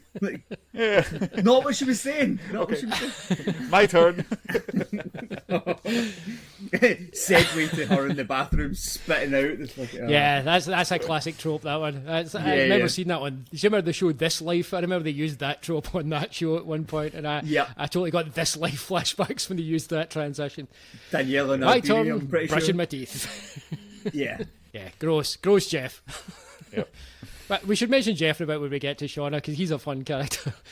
But yeah, Jackie. Now, the reason I find Jackie an interesting character, well, a number of reasons. Obviously, Jackie was initially set up as a bit of a MacGuffin, because first of all, there was the aforementioned question as to we did not yet know whether she might still be alive in the present. And obviously Shauna has those visions of her that were certainly teasing the idea that she might be dead, but it could just as easily be, a manifestation of Shauna's guilt or whatever, and that Jackie could still be alive. And then there's the big red herring of Jackie's probably the girl in the opening scene falls into the pit. Right, yeah. Yes. Especially with the necklace. Right, and that is manifestly not the case. So, yeah, that's another thing to speculate about. We can do that towards the end of the podcast. This is the first time since Twin Peaks that I've been concerned about who's got a necklace with half a heart on it. Right, well, I think it's James, isn't it? Yeah. He's always been cool. Not as cool as Jackie is currently. Press F for Frozen. But yeah, so there was a bit of mystery around Jackie's character in that sense.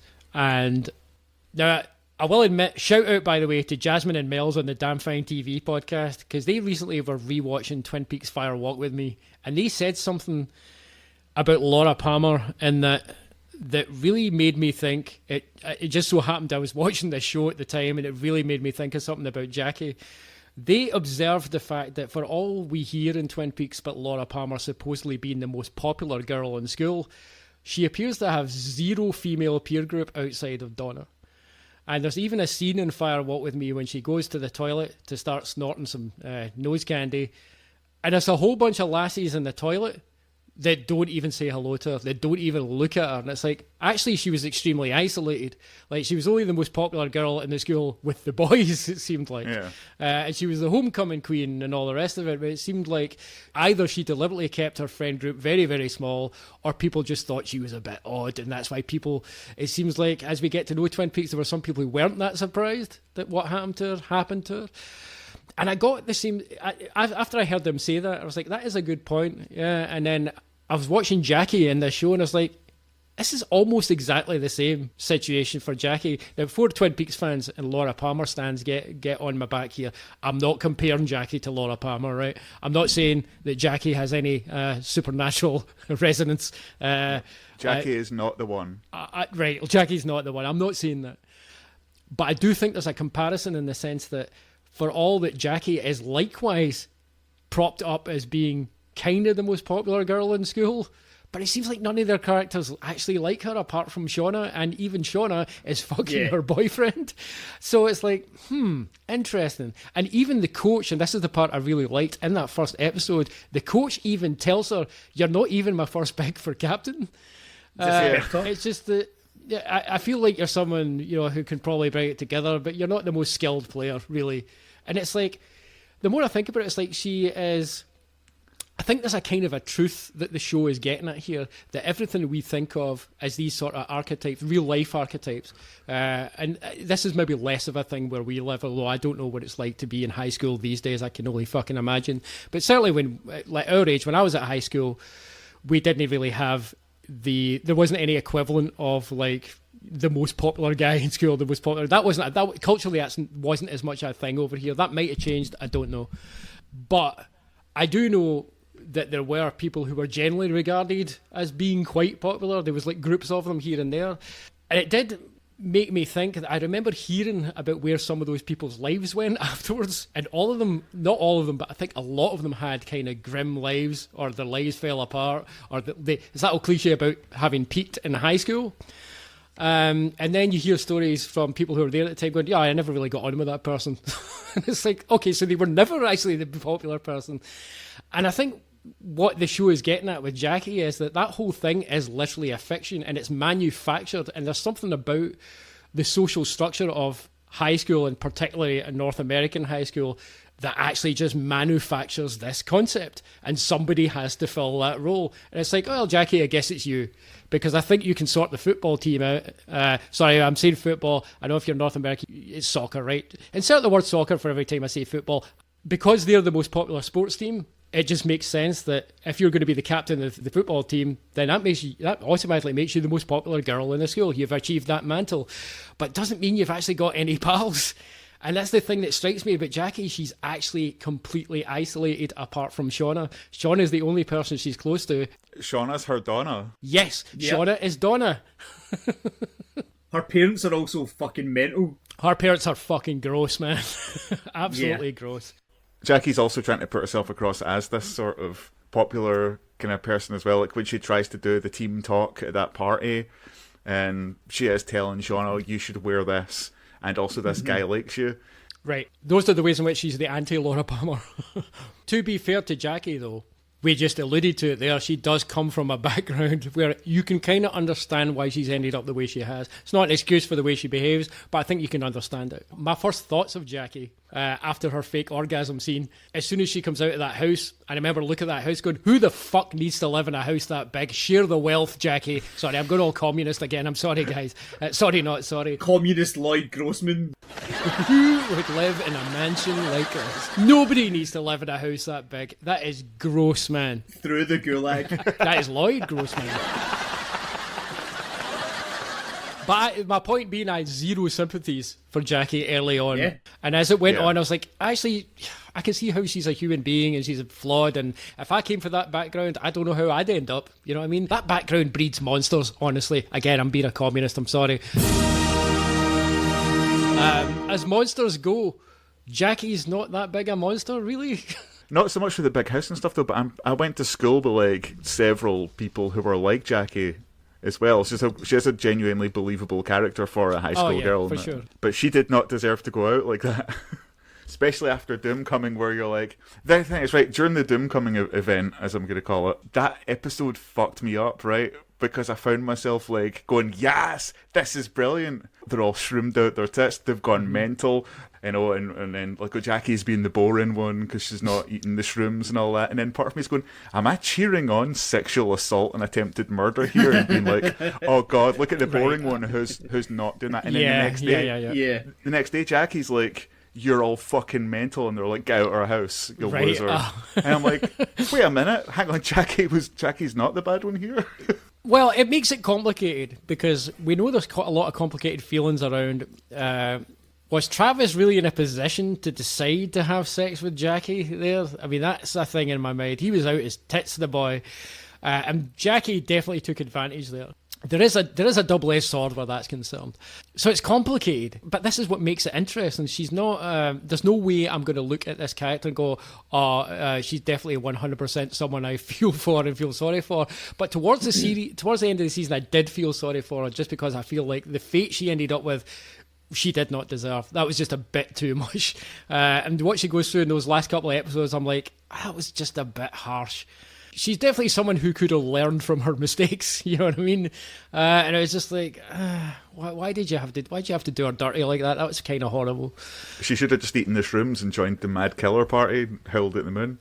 Yeah, I mean, nobody was a good guy that night. But I guess if you're going to guess to bring it back, the best person the best of the girls that night was Jackie, because she was the one not engaging in a almost murderous rapey orgy with poor Travis. But I guess the big relationship for Jackie is the one she has with Shauna. And because Shauna's almost the protagonist of this show, I mean, obviously it's an ensemble piece, but Shauna, I would argue, she's kind of the one we know the most about. Like, we've been invited into her inner life a bit more than the other characters. So we know exactly how Shauna feels about Jackie. That's not a mystery to us. And we can have all kinds of questions about why she did the things she did when she was a teenager. I don't know about you guys, though. I did a lot of fucking stupid shit when I was a teenager, and I guess that's just what teenagers do. So, I don't think she should beat herself to death about it. But obviously she's carrying a lot of guilt, and the way the show plays with that is really interesting, because at the start we think, oh, she let her friend down because she was sleeping with her best friend's boyfriend, and then she got pregnant to her best friend's boyfriend. And then we get to the end of the season, it's like, oh no, she was like at least partway responsible for her best friend's death. Now I understand. Because keep bringing those sucker punches. And that it helps fill out a lot of Shauna's personality. Seeing that now, it's like, holy fuck, how must that fuck up a person mentally? I think it fucks you up enough that you start having an affair and then murder the guy and then cut up his body. Right, okay, yeah, we need to come to all that in a bit. Yeah. It's like, see what you were saying there about how, like, Jackie was, like, the MacGuffin, like, she was the protagonist, and then it was like, oh, fuck, holy, no, she's not, like, and then it was like, she's everything that's kind of wrong with, like, the high school popularity thing, and then you start to feel sorry for her. Shauna is the exact fucking opposite, right? She's the friend who is, like, in somebody else's shadow, and then it turns out that, oh, right, she's pregnant with her best friend's boyfriend's kid. She was part of the fucking drug-filled rape attempt. She's clearly a cannibal as well. And she thinks her husband's cheating on her, so decides, fuck it, I'll go and cheat on him. Right, Shauna makes a lot of very ill-advised decisions. Yeah, I mean, she's great fucking character. Melanie Linsky carries a lot there, though, and makes you love her still. Yeah, As I said at the start, one of my favourite actresses, but I love that she could take a character this complicated and make it completely believable. Yep. Every moment of her performance is so real, right down to the fact that even though we know all this complicated dark shit about Shauna, you're still rooting for her. Yes, when Shauna is going through something that is a hard time for her, we're all feeling that hard time. Like, we're all feeling early in the season that we hate Jeff as well, because fuck you, Jeff. We all feel that her daughter Callie is fucking annoying as well, and it's like, but then you get to the end of the season, it's like, oh wait, Callie's just a kid, fucking get a grip, what am I doing, what am I thinking? She's got this fucking weirdo dad who's fucking in debt with loan sharks and has a fucking idiot friend, and they concoct a mad plan to blackmail her mum's friends who've all been traumatised for 25 years. That whole shit is mental, man.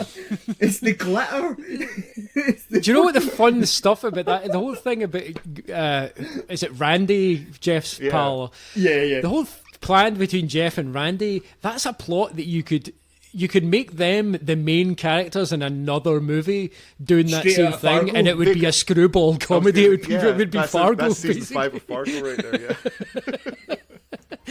It's pretty incredible. Oh yeah. Yeah.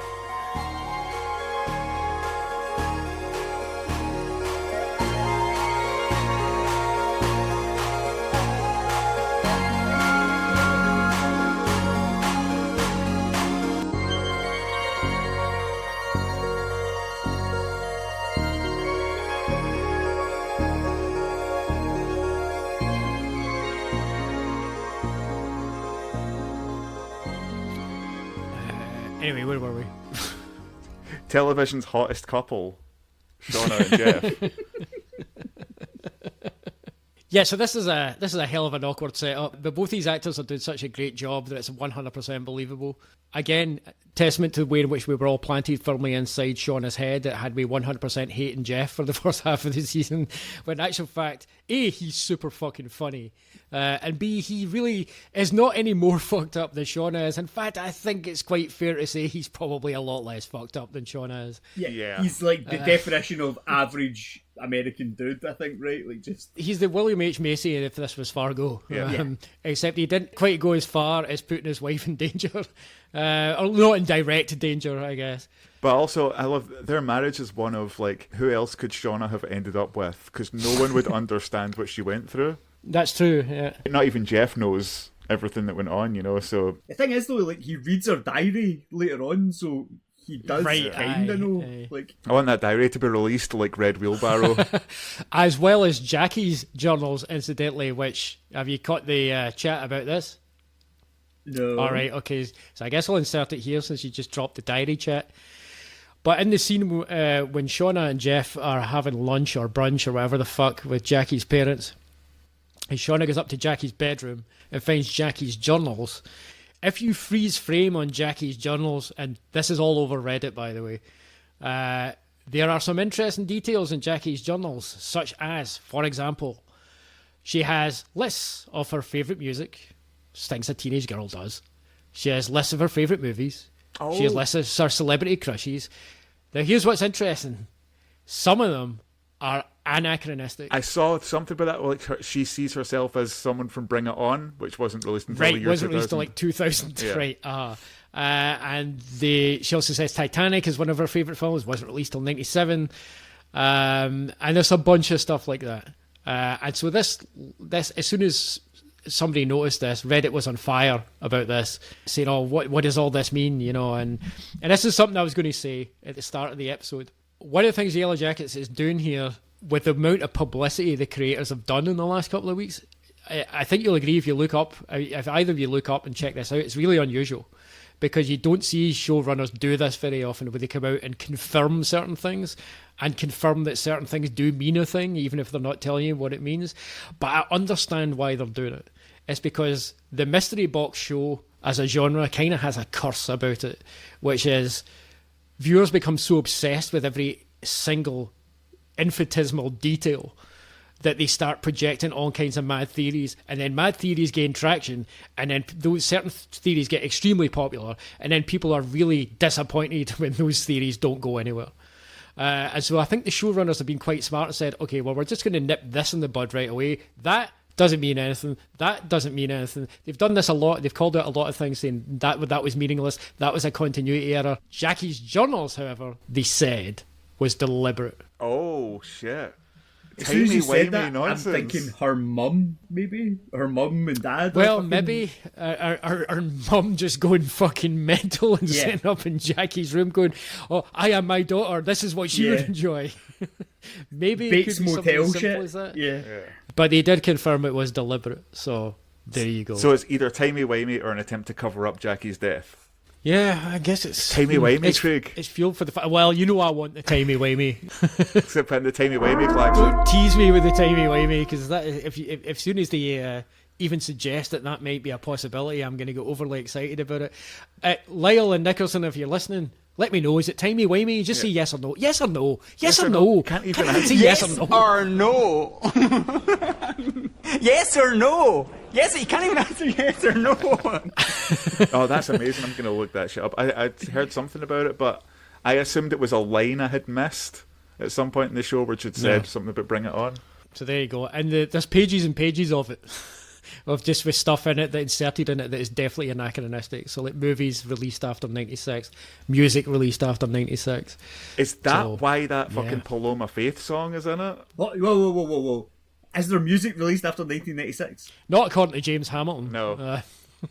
Or Alan. But yeah, because the first time that Paloma Faith song pops up, I was like, I think that's the first anachronistic piece of music that was in it. And I was like, oh, that's weird. It's interesting you mentioned that because I made a note about this as well. That's not the only one. There's a few anachronistic ones, which makes me think maybe it doesn't mean anything. I got that because it's also set present day, so that's how I thought, oh, they can have... No, I know, obviously, of course, but there are scenes in 1996 that sometimes use contemporary music rather than 90s music. Yeah. But the Diploma of Faith one was the obvious one that jumped out at me, but then there was another one that slapped me right in the face because I'm a big fan of the artist. And it's in the scene where young Thaisa is cutting her hair before she goes on her journey to find a way out. And it's a song by contemporary R&B artist Amber Mark. And I thought, that's weird, because that's a song from 2021. And here it is in this scene from 1996, which I thought was a wee bit odd. But I don't know if there's anything to read into that other than they just like using the 90s needle drops, but occasionally they'll use a contemporary song. Yeah. I will say there's not a lot I don't like about this show. I'm not a huge fan of its over-reliance on the needle drops. I feel like they need to do a wee bit less of that, honestly. I think a needle drop, by definition, is a very blunt instrument. And I sometimes think...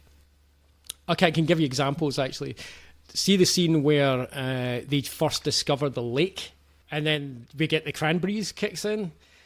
That, I thought, didn't work for me personally. I actually thought they would have been better putting a piece of the score in there instead, because the use of that song in that moment sort of took me out of it. Because yes, it's a 90s song, it's a song they've probably all heard, but it's not like they're hearing it in that moment. It's not diegetic, so you could put anything in there as long as it's emotionally resonant. I don't understand why it has to particularly be a song from the 90s, and I just feel sometimes they're a wee bit over-reliant on, oh, hey, remember, just in case you forgot, this is 1996. I'm like, but that, remember the 90s?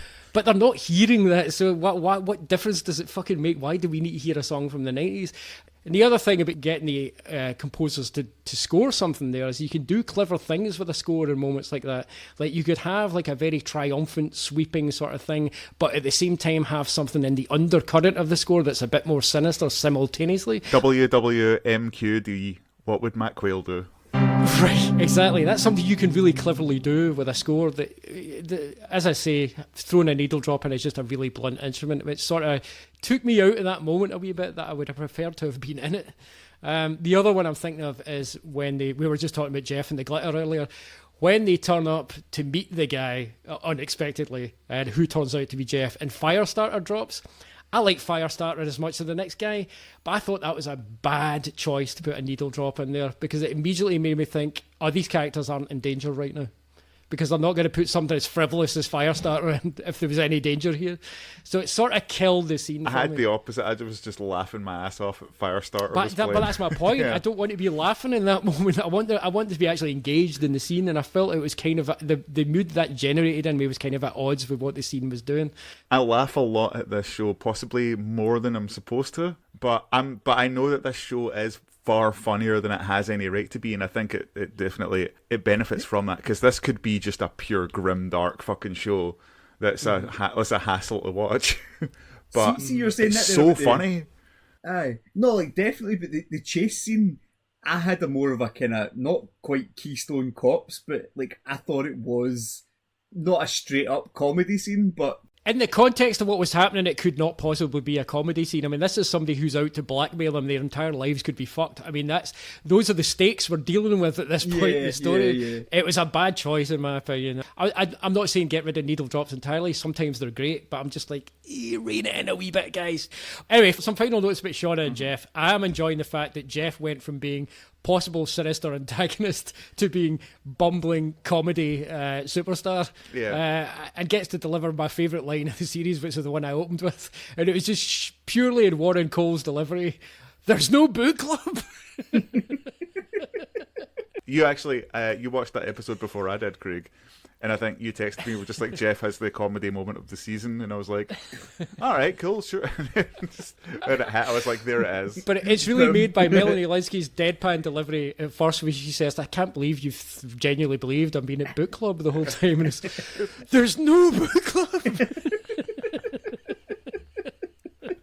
Yeah, they're dysfunctional as fuck, but they're kind of a really fun, wholesome couple, and I love that after she kills her lover, and they get over it, they're just sitting on the couch, hanging out, watching TV. This is the other thing we need to address. But yeah, I mean, it's after they've committed I basically they've collaborated on a heinous crime together, and now suddenly everything's okay in the marriage. It's like, okay, right, you guys are potential serial killers. I see where this is going. I mean, Shauna might actually be a serial killer. There's still a lot we don't know about her at this point.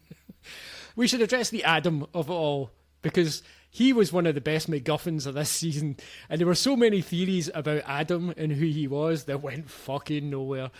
Yeah, everybody was saying he was grown up happy. There were some people even theorising that he was possibly Shauna's baby grown up. And I was like, okay, first of all, that actor is like 10 years too old for that to be the case. But second of all, what is wrong with you for coming up with theories like this, man? That was a theory that the showrunners immediately stamped out. Yes, they were I like, saw that. It's like, let's just make it clear that's not who Adam is. That's a bit far. You sick fucks. A lot of people are really upset that that turned out to be... I mean, I guess there's two things to say about this. Adam could still turn out to have some relevance that we've not foreseen yet. Yeah. I'm kind of doubting it, though. I think I'm taking Adam at his word in that final moment where we see him before he dies. I think he just like on the up and up. Yeah. Right, and I think he was, I did know about it, but I didn't want to mention it. Kind of felt a bit weird. And I'm not who I say to be because I'm a bit ashamed of who I really am. That all makes sense to me. That's I don't think it needs to be any more complicated than that. But I'm willing, if the showrunners have something else in mind, I'm okay if they want to do that.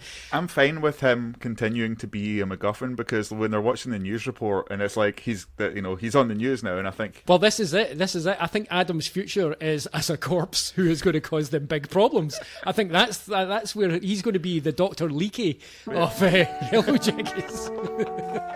That's a hip reference to Orphan Black there. I think that's where it's going.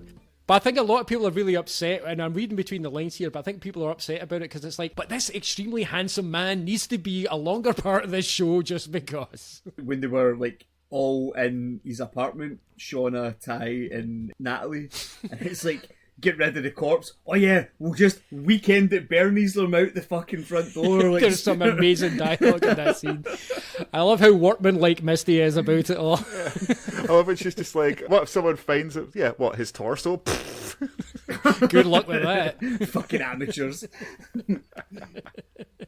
She's the Walter White in this scenario, and the rest of them are Jesse Pinkmans. Taking the hands and head into the cremation was just fucking genius, stunning. man. Yeah. The entire cremation when she's talking to the daughter, going, I was like a daughter to her. She's like, are you sure? Did you meet my mother? That's another wild thing about Misty and her exploits, that she will just randomly take people from the nursing home to pretend to be her pals so it doesn't look suspicious in public while she's spying on other people. Fucking Citizen amazing. detective, she's on point. Like. Also, that woman that she does take has one of the best lines in that episode. So, you remind me of my daughter. And Misty's like, oh, thanks. Says, yeah, nobody likes her either. Every scene where Misty is talking to one of her co-workers is uncomfortable as fuck. It's like, incredible. And I love how Christina Ricci just plays it, where she is 100% the kind of person who does not even recognise that these people think she's a complete fucknut. She just doesn't have any recognition of that whatsoever. It's like, I'm having a normal conversation with the other normal people right now. I'm in danger. I'm helping. Speaking of people that Misty has uncomfortable situations with, let's talk about Nat. Yeah, the last major character that we've somehow not talked about so much. Nat's a great character. I think so well written, and this is part of what I was saying earlier about how the show has done a good job of showing each of these characters from very different origins. Like, Nat is the most working class person on the show. Maybe Van. Oh, that's true. I guess we've not seen enough of Van to know. That's true. But as far as we know yet, Nat has the most sort of blue-collar background, and also she comes from a very dysfunctional family. I was going to say, it's a red-collar background, am I right, guys? Right, very good. I see what you did there. That was another kind of MacGuffin that we kind of thought for a wee while, that maybe she'd literally killed her father, when in actual fact the fucking idiot shot his own head off. He only went and done a Gaetano. That's another hip reference to Fargo Season 4. I was actually thinking Willem Dafoe and Wild at Heart. Those You're are dummies, dummy. Good shit. So yeah, she's got plenty of baggage to take on that plane with her. Yeah, on that red eye. But this is such a well-written character. There's a lot of really complicated stuff going on with that character. Like, and she's one of the characters. And I would say that's a bit many of the characters on this show, but she seems real. Like, I feel like I don't know anybody who feels guilty for possibly their dad shooting their own fucking face off, right? But I will say I do feel like I've known people like that. She definitely reminds me of people I knew when I was young. Like, I can think of a couple of very specific people I knew when I was young that she definitely reminds me of, and that if they turned out to have lives like this, if somebody told me, oh, did you hear what happened to such and such, I'd be like, holy shit, that makes so much sense. And Nat is 100% one of those people. Like, these people are real. They are really out there. Nat feels to me like the most realistic portrayal of someone in their 40s. Being in my 40s now, like, yeah, that's what, fuck, yeah, I mean, like, take away all the mad trauma and the being stuck in the woods, but she's just kind of a bit fucking bumbling and doesn't really know what she's doing. I'm like, yes, same energy. But yet she also has confidence. But they're just so constantly battling with her own self-doubt. Is that twin? You know, one minute she's completely falling apart, and the next minute she's like, "No, I can fucking do this, and I'm going to do this." And that's real. Like, so I guess that would be the kind of thing. Like a lot of years ago, people would say that's really inconsistent characterization. It's actually just real. People are like that. You know what I mean? You have moments where you feel confident. You have moments where you feel like you just want to, throw your head in a fucking incinerator. And I feel like Nat is constantly batting back and forth between those two extremes, and it seems absolutely real to me. But she also has a bunch of really, really cool shit in a lockup and was in a very expensive wellness retreat, which leads me to wonder, was that wellness retreat that Thaisa was paying for run by Lottie? Oh shit, is that what Lottie is now? Is she running a whole bunch of wellness retreats? That under the surface, it's actually indoctrinating people into the fucking cult of whatever that symbol is, which we should talk about after we've wrapped up the characterization. The showrunners did describe the Church of Lottie as a well-meaning wellness group. So.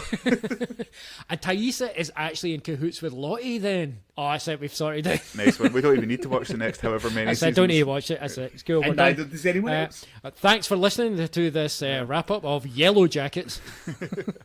Yeah, no, it's definitely something to think about. The relationship between her and Travis is another thing I also find really realistic. And also we get the details of her old pal. Is it Kevin, her old pal's name is, who was the goth guy in the 90s? Yeah. Who everyone just assumed was gay. Right, but yeah, I had a crush on Natalie the whole time. Again, that seems like real shit. I mean, I feel like I've known people that has been their lives. Yep. All of that stuff, the way it's played, seems 100% real. So I think Nat, for me, is probably the most real character on the show. I mean, they're all, I've already said they're all kind of real, but she's the character I feel like I've most likely to have met someone and spent time with someone like her. Yeah, she'll still like try and get a candy bar out of a Vendy that doesn't work and just chuck a fire extinguisher through it. So good. And it takes that one. That was the best bit. Yes, that was my favourite part. She doesn't even try and blag out. She just takes what she paid for and leaves. Possibly my favourite scene in the entire first season is the moment where Misty sees Natalie about to do a couple of lines of coke, and through the spy cam that she's implanted in her room, bursts in and just snorts all the coke. That is incredible. Yeah. How close does she live to the fucking motel? Like, I mean, hats off to this show for giving us something I don't think we've ever seen before. Yeah. But in terms of interventions on TV, that's incredible. That is incredible. I cannot let you take this bullet. I will take this bullet. It's like you're spying. How did you know I was doing that? You're spying on me? Yeah, incredible. As if Misty needs coke to be any more mental. That was fucking brilliant, man. Oh. But I mean, the Nat Travis relationship is one of those things like, you can kind of get the impression that these were two young people thrust into a very specific situation that nobody should live through. Mm-hmm. And a large part of why they ended up feeling the way they did was because of the specifics of that situation. Right. And outside of that, they might have liked each other, but they wouldn't have been this complicated entanglement that we've ended up with. And so much of, I mean, I guess this is the thing, none of us can imagine what that would be like, right? This is a completely insane situation that these young people are in. And there's no way you walk away from that not feeling that you've made bonds for life. So if you decide you're having a fling with somebody as a young person when all that shit is going on, that's tattooed on your soul for life, I imagine. And so all of that I find completely believable. And besides which, what happens to Travis is tragic regardless. So even if he was somebody you barely knew, but you find out that this happened and it was somehow connected to something you'd both been connected to, it's traumatic. The more I see of Travis in the 90s, the more I'm really sad that he's dead in 2021. I'm like, God damn it. Guy didn't deserve that. Fucking poor kid. Obviously he had a life after that, but fuck's sake, man, it's just like, goddamn TV making us feel for people who don't exist. Well, he's like, I'll have your bank account, please. Yoink. Yeah, I'm intrigued to see what... I mean, we know Travis survives, 96, so it's going to be intriguing to see what becomes of him. Like, because there's going to be a point, I'm pretty sure, and I'm going to nail my colours to this mast. I feel there's going to be a point where he's going to be the only male left in that situation. Oh, Coach Ben is not long for this world. I don't think either of them are hanging about for too long. The Javi part is the grey area. Something else could happen there. But no matter what happens to that boy, it can't be good. Here's another thing I did consider, though. What if he comes back in 2021 after being missing? And I'm going to tie this into something else I was wondering about. What if Javi ends up staying in the wilderness, right? And they think he's dead, missing, whatever. He doesn't come back. But then maybe he's one of the people that kidnaps Nat at the end, and he's actually been out in the wilderness still doing the cult shit, because here's something I thought about. What if, since Lottie has come back to civilization, what if there's still people out there in the wilderness, though? Let's still go to, like, some kind of fucking Mecca, and there's still people living out there. Like, now maybe it's like some kind of annual tradition where they all get together and do a cannibalism. Do you know what I mean? What if that's a thing? Like, the reason I was thinking about this, and I don't know why I drew this fucking comparison, but for some reason I was thinking about, I guess there's a lot of stories that do this, but this is a movie I'd seen very recently. As Alan will know, I watched Mike Flanagan's Doctor Sleep not that long ago, and one of the things that happens towards the end of that film, spoiler, is that Danny Torrance has to go back to the Outlook to face everything, right? And that's an old trope. It happens in a lot of things. Is there going to be a situation in this show where towards the end of the show, the main characters have to return to the fucking wilderness? Oh. But it's part of a reality TV show where they need to spend so many weeks there and they get $50,000. Or somebody else starts a reality show with that as the theme. Now we're all the Yellowjackets. Who will be the winning Yellowjacket this year? Yeah, that's got to be, what's her name, prom queen fucking lady? Like Ali, yeah, she'll host that shit. I'm wondering if other people will show up at the encampment as the months go on, like lost hikers or something, and they'll be on the menu. That's another note I made, because so that's another note I made here. Like, we know this, like, they found a cabin, right? So somebody lived here. This guy partly shot himself in his attic or whatever. Where's the next cabin? Somebody was living out here, so where's the next person living? There's got to be somebody else in the wilderness somewhere. I have misgivings about that, because again, it's sort of veering slightly towards lost territory. So I don't know, but I don't know. Again, it's another interesting thing to consider. Since we're on that subject, here's another question I'll just raise here. Okay. This is something I've been thinking a lot about. That fucking symbol, right? Right, yeah. Now, that symbol, what the fuck is it? Do I have some possibilities? Well, I'll tell you one thing that I think people always forget when they're talking about this show or stuff I've seen. They associate the symbol with Lottie's cult, which appears to be a thing, but sure, that symbol was there when they arrived. Yeah, it predates any of this stuff. Is it like an owl cave sigil? Is this a Twin Peaks crossover? Okay, so that won't shock you to know, James. That's one of the notes I made. Is this a Jupiter and Saturn meet type affair? Is that what this is telling us? Is it some kind of astrological, pagan kind of, or some kind of indigenous thing, or something of that nature? Is it that? Or, rather than being a symbol of worship or some kind of religious symbol, what if it's some kind of code to inform anybody trapped there how to get out? It's a map. Holy shit, all roads lead to Twin Peaks, man. No, Andy, the 4-H Club does not have anything to do with it. It's Canada, right? That's where right? So North America in general, anyway, like Canada's not specific to this, I don't think, but the Wendigo myth was where I was thinking this all kind of was tying back to, because cannibalism and supernatural element, like, is that like native tribal marking, like, for the curse. Like, that was the kind of thing that I've been thinking, but nothing else has pointed towards that, so it was just like an early guess. I mean, those are all compelling, right? Another thing is that it was French-Canadian guy that put it there, but then I'd like to think it predates French-Canadian guy.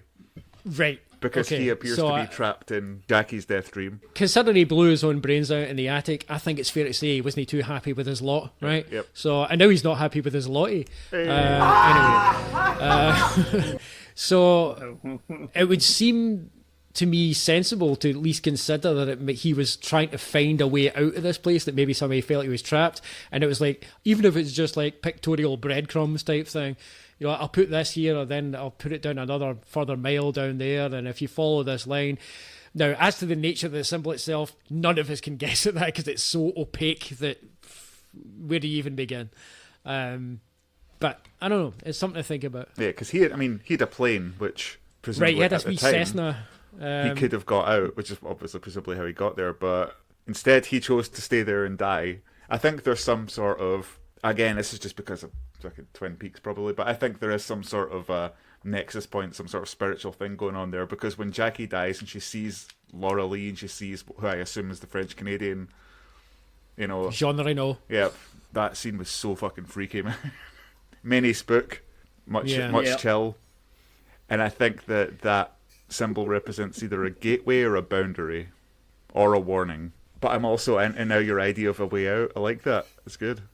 Yeah, I mean, that symbol is amazing. It's really well designed, because it's the kind of thing you look at and go, I know something's happening there, but I cannot fucking decipher any of it. It's a really well designed symbol. Also, a thing that I totally loved was that I didn't realise on first viewing, I sort of skipped the director, but I didn't realise the finale was directed by Eduardo Sanchez, the director of the Blair Witch Project, and I'm like... Yes, yep. It's all coming together. Oh, really? The last scene of the last episode of the last season is going to be Lottie pissing in a corner there, isn't it? Like, I'm fully prepared for this show to go completely fucking bollock mental, left field, off the wall. Insane. I think that's a possibility that it could. I want brand new cherry flavour levels of mindfuckery. I mean, I'm Still fully not aboard watched for it. it to go as mental Still as not it likes. watched My only personal caveat for me is that I wanted there to be enough vagueness about it. I mean, I expect this is a show that's going to do a lot of explaining. I just don't want every single T crossed and every I dotted. I want there to be some room for me to say, but I still don't know for sure whether that was a supernatural event or entirely a supernatural event, or whether it was a psychological event, or whether there's some other explanation. That's something I meant to say earlier, actually. Even some of the outlandish things with some of the other characters, there are ways which you can kind of explain it if you just are a wee bit loose about if it. you squint your eyes and... Right, if you don't analyse it too much, there's ways to kind of explain it. Like, there's ways to explain why Lottie might think she sees the future. Maybe Thaisa really did go out and eat dirt during the night at one point and doesn't remember, and that's why Lottie foresaw her doing that. In inverted commas that the listeners can't see. You know what I mean? Stuff like that. I think there's ways that if you're being really generous, you could say, well, maybe that was just a coincidence. The same, like, for example, as well, when Lottie gets possessed in that seance scene, which, by the way, great seance scene, and again, quote-unquote possessed, what if Lottie was just fucking around, or her schizophrenia was causing her to act in a certain way? Do we know that Lottie can't speak French? All we know is the other characters think she can't speak French. she sucks at French. What did she say? I don't know. I suck at French too. You know what I mean? There's holes here and there that you can kind of go, well, maybe this, and that's what I like. I like there to be enough space that I can kind of go, but maybe you could still explain this stuff rationally. I like there to be that room where we can play around with the interpretations of it. That's something I want the show to maintain, but obviously the longer it goes on, the more likely it is they're going to start filling in a lot of gaps. Which I understand is, and I'm sure there's a lot of people listening to this now, say, well, yeah, obviously, idiot, that's what we want from Misty Show. You think I'd tune out this show to not know shit? Why would I want that? I get it, horses for courses and all. Season 2 is like completely different characters in a different setting. Season 3 is Aliens. Season 4 is a sci-fi show. And Season 5 is like a Dungeons and Dragons fucking thing. And then that's it. Like, let's throw in another few quick speculations, right? So I'm going to mention this one real quick since you mentioned it earlier, Alan. There's the big question about Shauna's baby. Now, as far as we know, in 2021, she only has one offspring, and that's Callie, who is 16 years old. Although there is another offspring in the show. Yes, well, yeah. It's probably best to keep them separated. I'm thinking Austin Powers, villain fat bastard, could be involved somewhere here because he did tell us back in the day that he ate a baby. So, do we think that the cult of Lottie Day Saints is going to fucking eat Shauna's baby? That's my first question.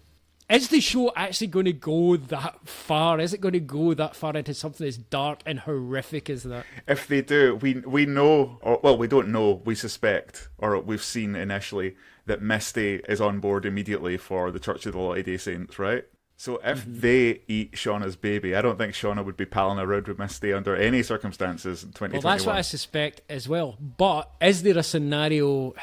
Now, this is a difficult one. Is there a scenario where... That would be the toughest choice ever since Meryl Streep had to decide whether or not to star in the movie, Sophie's Choice. Right, I hate even talking about this because it's horrible to talk about, and I'm not making light of any of these subjects by talking about it. I'm just throwing it out there. This is a show that deals with dark shit already, so... Is there a scenario possibly where Shauna has a stillbirth and then Lottie tells her that the baby's been buried, but in actual fact they eat the baby? I mean, that something that's possible? That sounds like a legit possibility. I assume it's a miscarriage or a stillbirth. Anyway, I don't think she's going to have a healthy baby and then they're going to Well, this is it. I mean, the chances of her having a healthy baby birth out here seem very slim, all things considered. Well, I'm sure but Misty could deliver it really well. It's not impossible. Right, well, this is it. I bet Misty could be a top fucking shelf midwife. Bet she could do that. Don't doubt that for a second. In fact, I can see that being a really tense, exciting moment where Shauna has to entrust her baby's life to Misty. I think I'm on the train, though. I don't think that's going to happen to Shauna's baby. I think something more complicated is going to happen to Shauna's baby. But for the life of me, I cannot imagine what that might be. There's many routes they could go down. They could make it that Shauna believes her baby to be dead, and then years down the line, and it's not Adam, because first of all, he's 10 years too fucking old, but her baby does come back to her in some way as a grown person who perhaps is still a member of the Church of Lottie Day Saints. Is that a possibility? I wouldn't put it past them to make it fucking horrible. They just eat a baby, but I'm intrigued. Yeah. I'm intrigued to see what happens. I wonder if the writers' room, they're just sitting around and they're going, should they eat a baby? Put it to a vote. Put it this way, we know somebody's getting eaten, right? Yeah. First of all, there's the girl who falls in the pit at the beginning. Here's another thing to speculate on. Who do we think that is? At this point in time, I think it's probably Mary. I'm thinking Mary because it looked like she had long, straight, dark hair, and she looked like she had pale skin, so I'm thinking it was Mary. And Mary's had a bit more screen time in the last few episodes, which makes me think the writers are getting us familiar enough with her that so when she dies, so that when she dies, it'll be, okay, fuck, that person's gone now. That's my feeling. The cast don't know who it is. I know that much. The quote-unquote Antler Queen scene at the start. Samantha Hanratty was the only actress there who's in the show that was in that scene. Everyone else was just stand-ins, so no one else knows who was in that scene. Okay, gotcha. That's quite interesting. They filmed the pilot episode pre-COVID, and then COVID hit just after they get the series order. So they didn't do the series for like 12 months, and then they just rapid-fire filmed the series in like less than 6 months. So there's also been that length of time from them doing that moment that the cast are probably like, but we don't know who's good, who's bad. And I love that because it means that I know that they're paid actors, right? And as we've discussed in this show many times, actors professionally, portray different emotions and different characters. But who knew? I like that the idea that none of them know who's going to live and who's going to die, so their reactions are going to be a bit more legit. Yeah, I mean, here's the other question though. We saw that Pit Girl had the half-heart necklace. Yeah, so does that become? Why is that? Does that become some kind of artifact in the Church of Lottie Day Saints? It could be. Is it related to Shauna's baby? Oh no, I feel like it does. Everything though. comes back to that damn baby. Because the child who's born in this fucking apocalyptic scenario, I feel like there has to be some kind of weight applied to that child, as in, you know, they have to be elevated or commemorated or marinated. Yeah. So yeah, I don't know. There's so little and yet so much to fucking chew on that they've left us with here. Oh, literally chew on, Jesus Christ. All right, we'll wrap this up with, let's just do a quick speculation of, and these are just what ifs, right? But I've got a few what ifs here. And it's to do with casting in some ways as well, right? Now, obviously this show is doing quite a bit of the old, hey, we're paying homage to the 90s. We've got Christina Ricci, we've got Juliette Lewis, we've got Melanie Linsky. The show is part set in the 90s. Oh, there's too many needle drops, says Craig Woods. So, are we going to get introduced to new characters? And if we get introduced to new characters, and this is a two-part question. First of all, are we going to see more adult versions of surviving Yellowjackets? And second part question, are some of those surviving Yellowjackets, or indeed any other character in the show, going to turn up played by people we recognise from being cult phenomena in the 90s? And if so, who would you like to see? To answer question number one, the showrunners have said that there will be adult versions of Survivors in season 2 that we've not seen yet. Ayo. Whether they just mean Lottie or other people, who knows, but that has been at least semi-confirmed. But in terms of who's going to portray said survivors, Javi is Fred Savage. Boy Eats World. All right, well, here's one we know is coming back. So we seem to know, it seems to be a fact that Lottie is back, unless somebody is posing as Lottie. Mm-hmm. But I think the show creators have definitely confirmed that Lottie really is alive. So Lottie's coming back. Mm-hmm. So I have two thoughts about this. I mentioned one of them to you during the week, James. To go back to my the impression that Heavenly Creatures left on me back in the day, and given that Kate Winslet is now on the Prestige TV train, how cool would it be to have Melanie Linsky and Kate Winslet reunited, with Kate Winslet playing Lottie? Just, I know she doesn't look anything like Courtney Eaton. Dye her hair black, give her some dark contacts. She can make it work. Winslet's got it handled. I don't think it's above Hollywood to get someone who's far too white to play that character. Right. To play her. Like, Yeah. put her in some lifts, because she's way shorter. I want to make it clear, I'm not comfortable with it. I just want to see Kate Winslet and Melanie Linsky together again.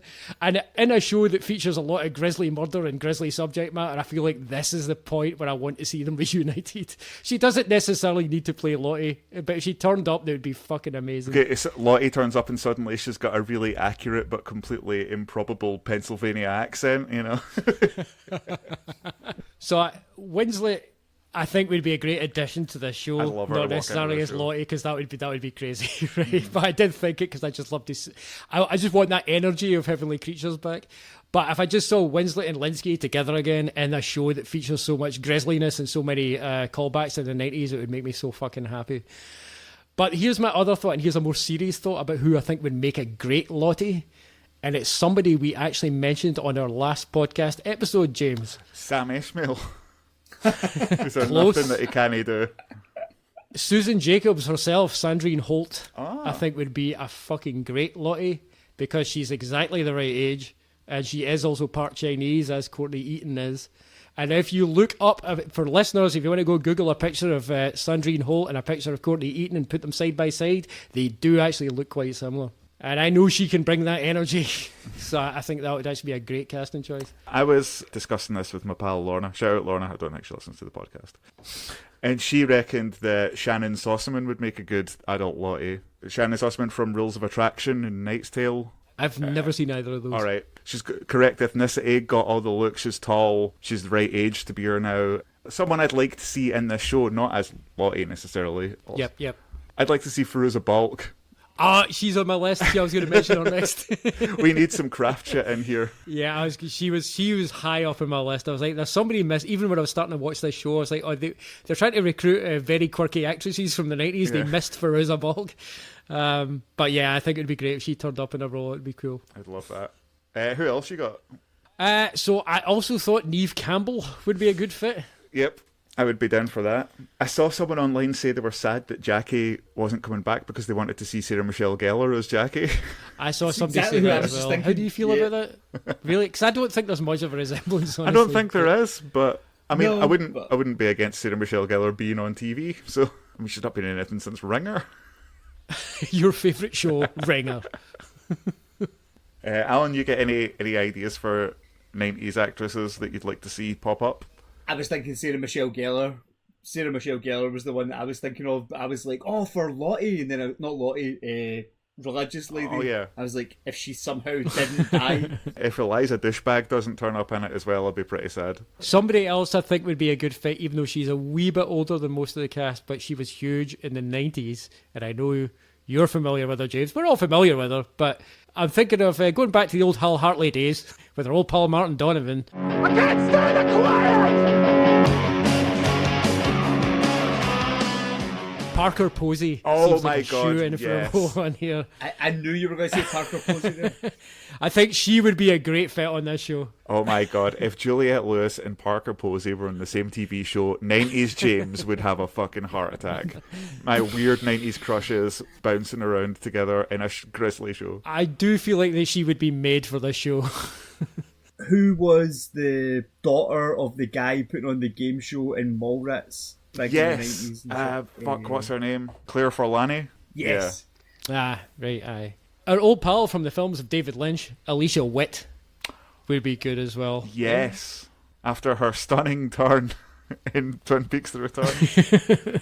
And he just exercised the demon of seeing her with loser Stephen. Weird, we're just dream casting season 2 for characters that probably don't exist in it, but we're like... Characters who do not exist. Name actresses from the 90s. Winona Ryder. I thought her, but she's a bit older. Yeah. But who I think would be fucking great in this show is Sarah Paulson. Yes. Yeah. She would be amazing. But she is like long stuck in the fucking American Horror Story game. I don't know if she's ever getting out of that purgatory. But she would be amazing in this. Whoever's going to play adult Lottie will probably be someone we've not thought of. But they'll probably be great. Bill Murray. I mean, this is a dumb question, and I don't expect any of us to have an answer to it. Do we have any idea where the story's going next? No. I don't either. Not a fucking clue, and I am The show so here for it. the show has done a great job of presenting a cliffhanger that we don't really know why it's a cliffhanger, except for the fact that we care about Nat, so we don't want anything to happen to her. But at the same time, I don't know what I think is going to happen to her. Do you know what I mean? I don't know what Lottie wants with Nat. I don't know what Lottie's deal is. I stand by my theory that it's all about finishing off the meal. Yeah. Lottie needs to consume the flesh of all the survivors for some nefarious, weird Lottie cult purpose. And I guess since you guys are more on you particularly, James, are more on the bandwagon of being in favour of the needle drops than I am, although I reiterate, I'm not against them in principle, just rein it in a wee bit. Who do you want to hear in the soundtrack next season? Soundgarden, Alice in Chains, 2 Unlimited. Massive Attack. Do you know who was missing? And as much as I love Amber Mark, it's like if they're going to put an R&B track in there, they could have went for the 90s. If it was 96, you could have put Aaliyah in there. Right? Speaking of Aaliyah, incidentally, her posthumous album is almost upon us, or it might be upon us by now. Have you heard about this shit? Oh, wait a minute. Is this an episode of F's of R&B? The podcast in which we discuss all things R&B and soul music? I think it might be. Cue the Cue the music. Cue the music.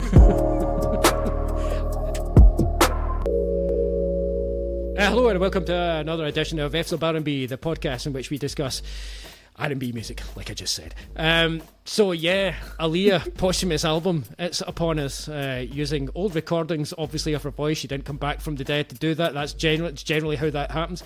But yeah, this is a complete fucking travesty, because every single featured artist on it is A, male, and B, several of them are problematic AF.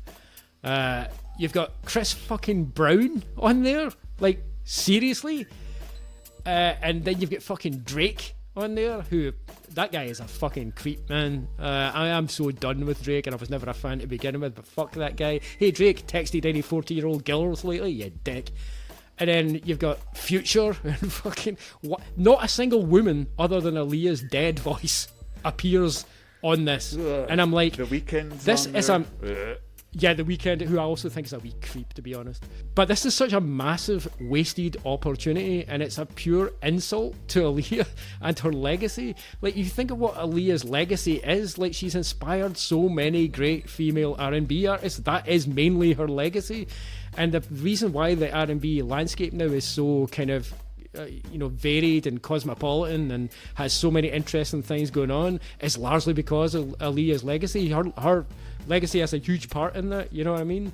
And yet, not a single contemporary R&B female singer appears on this record, and it's like, really, you managed to get Chris Brown, but nobody thought of asking SZA or Summer Walker or like fucking anybody? Like, what the fuck, man? And you could have even got like people who were around in the 90s. You could have got Erykah Badu. You could have even got Missy Elliott. She would have been happy to do it, surely, had the circumstances been right. Which is my point. I feel like the circumstances were definitely not fucking right.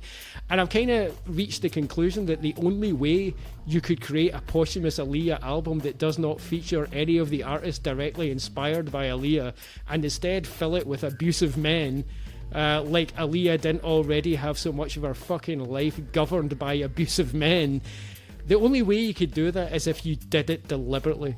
I mean, I don't understand how that could happen by accident. Yeah, I think it's fucking horrific, man. No, that sounds like just a fucking deliberate choice by, what's his name? Barry Hankerson? Piece of shit, Barry Fuck Hankerson. That guy. It is fucking ridiculous, man. And since I read about it, I've been raging about it. And I'm never going to listen to that. And it's ridiculous that I don't want to listen to Aaliyah. Yeah. Do you know what I mean? If you'd said to me years ago, there's recordings of Aaliyah that were never released, you want to hear it, I'd be like, oh, fucking obviously. It's like, oh no, but it's got Chris Brown on it, and Drake, and The Weeknd, and Future. It's like, fuck off, man. And literally, there are no contemporary female artists who take part. R. Kelly on it. Right, exactly. That is the only way it could be worse. I mean, it's fucking horrific, man. It's like literally they just wanted to abuse Aaliyah in death the way she was abused in life. It's like that seems to be being the mission. It's fucking horrible. And everybody involved in it, honestly, man, fuck every single one of them. The only one that I'm kind of okay with, like Snoop turns up, like that's fine. Yeah, I can imagine Aaliyah. Yeah, I can imagine Aaliyah collaborating with Snoop. That makes sense. But fucking hell, everybody else, man. That fact that anybody could not for a moment have said, is it appropriate to have Chris Brown on this Aaliyah album? Come on, man. That's a surefire sign they spoke to no women in the making of that record. It's fucking ludicrous, man. So, yeah, that's fucking that. So don't listen to that, guys. Don't listen to it. Boycott that shit. Do what Leah would want you to do and just listen to her old records and remember the way she deserves to be remembered, and fucking don't give these abusive arseholes the time of day, and do not entertain this massive misogynistic troll project, which is what this Aaliyah posthumous album seems to be. It's fucking gross. And that's another episode of F's of R&B in which the letter R has stood for the word rant. Toodle pip and fuck Barry Hankerson. Good ep, angry ep. Angrier than usual. Those guys sure know about what a fucking travesty the handling of Aaliyah's estate is. Speaking of travesties, I'm looking forward to seeing how Travis' life ends up after the days in the wilderness in season 2 of Yellowjackets, which, let's remember, is what we're here to Hashtag apparently. Travis Days. That's something I don't want to hear. The soundtrack is Travis. Why does it always rain on Travis? Why does it always snow on me? Is it because he crashed in the wilderness when he was 17? I think just to wrap things up here real quick, I think we're all super excited for a season 2 potentially this year of a show that came along and gave us way more joy than any of us expected, I think. So, but thanks for joining us. I hope that you out there have enjoyed Yellowjackets as much as we have. Hope you enjoyed listening to us talking about it as much as we enjoyed talking about it. And if you did, be sure to give us a look on the socials. Our resident AI, the Hamiltron, will give you the full deets after we wrap up here. Give us a like, give us a share, tell a friend, tell several friends. And if you see fit, give us a review, preferably one that's good. If you're going to give us a bad review, just don't bother. There's enough negativity already in the world, guys. Go lose yourself in the wilderness. That's been another episode of F-Sobriety. An unexpected treat, given that this was not in our plan for the year already. An unexpected bonus content. How's your drinks looking there, chaps? I'm just looking at my Iron Maiden The Trooper Brexit pint glass here, and it's for the purposes of this bit, it's about halfway. How about you? Similar to Nat, I've downed several bottles in a very short space of time. But the latest one here, the most one I've still got that's just about alive, is volume round about the 50% mark. Yeah, before Misty comes in and drinks what's left to stop you from getting too drunk, is there another way you can say that? You know, the layman, James, or the laywoman, or indeed the layperson, they could of course say that is, and has been, half the bottle. Toodle pip.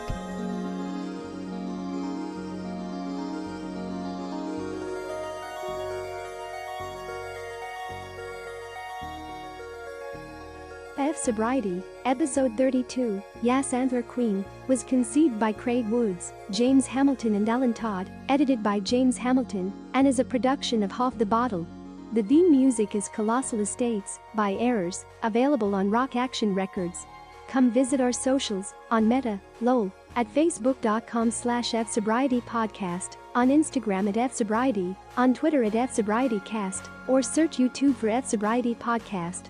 Unequivocally fuck Spotify, and it's Joe Rogan shilling, misinformation supporting ass, but we also have a playlist there featuring all the music referenced on the podcast, so fuck us too, I guess. You guys are just as fucked up as we are, you're just better at hiding it.